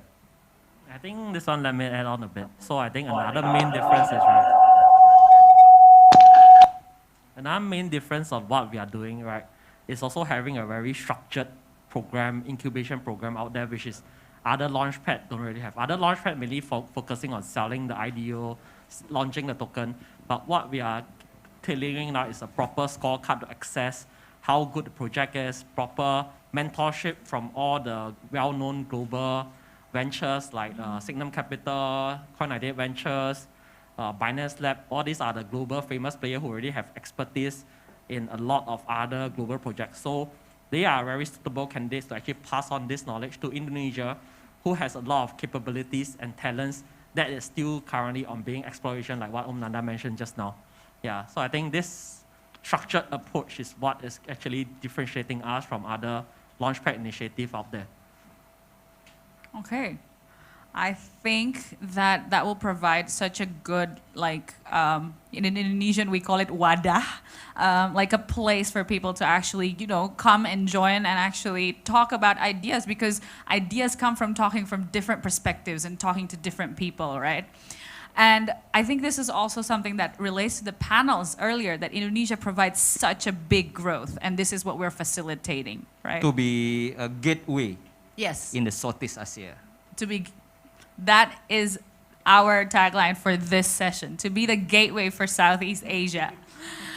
All right, we have our next question from Dimas Kolif, directed to Chung Ying. So, at this moment, the metaverse is the hype, talk of the town. Will TKO build and present, how will Tokocrypto build and present the metaverse world in the future? And how is it in Indonesia as a technology enthusiast country? I think just now I give a hint of what will be the first step that we are doing. Firstly, in all metaverse, the avatar is the key. So the avatar will be the digital identity for the metaverse of those who's interested in participating in it. That's why for the first step, Tokocrypto is definitely launching the characters first, the 10,000 NFT series first.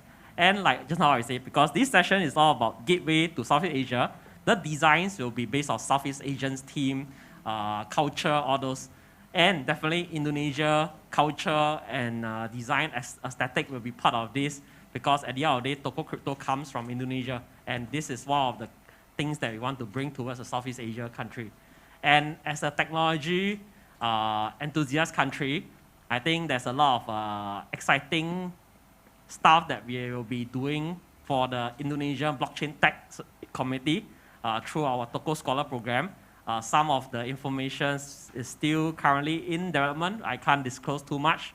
But definitely there's already a lot of things that we'll be doing in terms of how to build up the Indonesia tech community for the blockchain side of things. Yeah.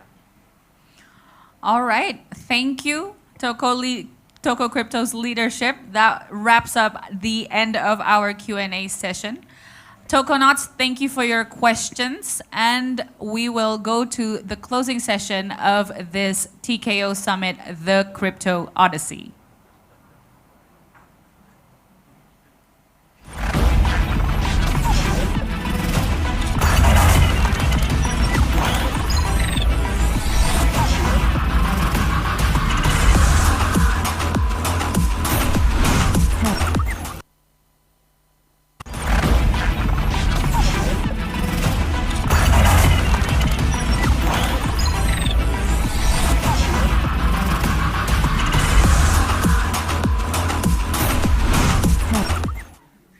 Wow, Tokonauts, we have come to the close of the T.K.O Summit, the Kripto Odyssey. As promised, we will be announcing the winners of the Twibbon campaign And for that, we are going to spin the wheel of fortune. There will be 10 winners that will be announced on this Twiben campaign.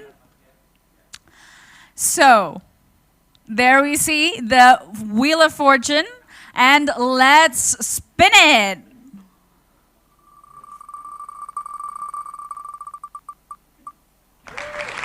And it is Zen, hashtag 7944. And next for the second winner, spin it. The second winner is again Zen, hashtag 7944. Okay, we will do that again because you can only win once. Spin it, please.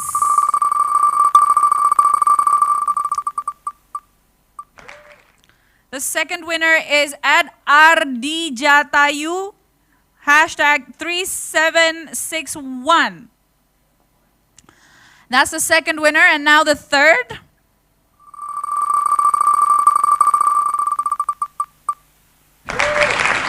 The third one is MacBer01, hashtag, okay guys, that's really hard, 1870. And the fourth winner.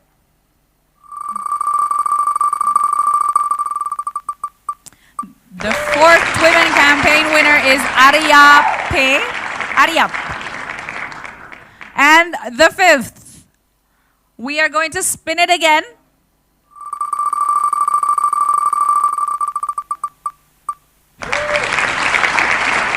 The Uchi Hakotin, hashtag 3861. That's our fifth winner. Going to our sixth. Please spin it.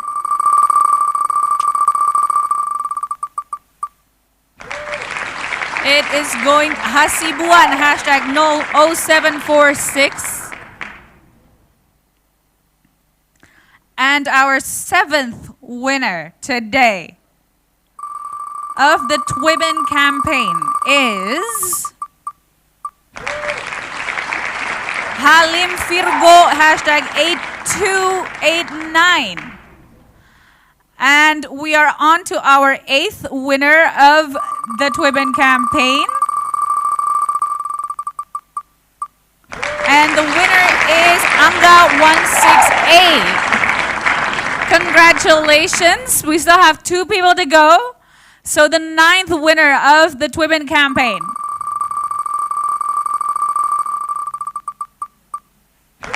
is O'Canor, hashtag 6445. And 10th, the last winner of the Twiben campaign. Thank you guys, you have been participating amazingly in this Twiben campaign, is Gatot_M. Congratulations for the winners. Winners, please contact the Discord admin to claim your prizes. This is the only way to claim your prizes, so please do not contact the admins on other channels. That Tokonauts wrapped our T.K.O Summit, the Kripto Odyssey. I would like to thank you, our participants, for participating today, asking your questions. And I would like to thank our speakers and panelists. Don't forget to follow us on social media. Check out our post-event highlights on Twitter and on Instagram at Tokocrypto and TKO by Tokocrypto. There will also be quizzes on social media. Lastly, I would also like to thank our global and local media partners that helped make this happen today. Our global media partners include Asia Token Fund, Coin Codex, Cryptopolitan, Coin Speaker, You Today, and Bitcoin Trading. And our local media partners include Crypto Media, Blockchain Media, Daily Social, Majalah Pajak, Aliansi Coin, Crypto Harian, Gizmologi, Portal Crypto, Koinvestasi, dan Jelajah Coin. Tokonauts, that was the end of the T.K.O Summit, the Kripto Odyssey. Thank you and salam to the moon.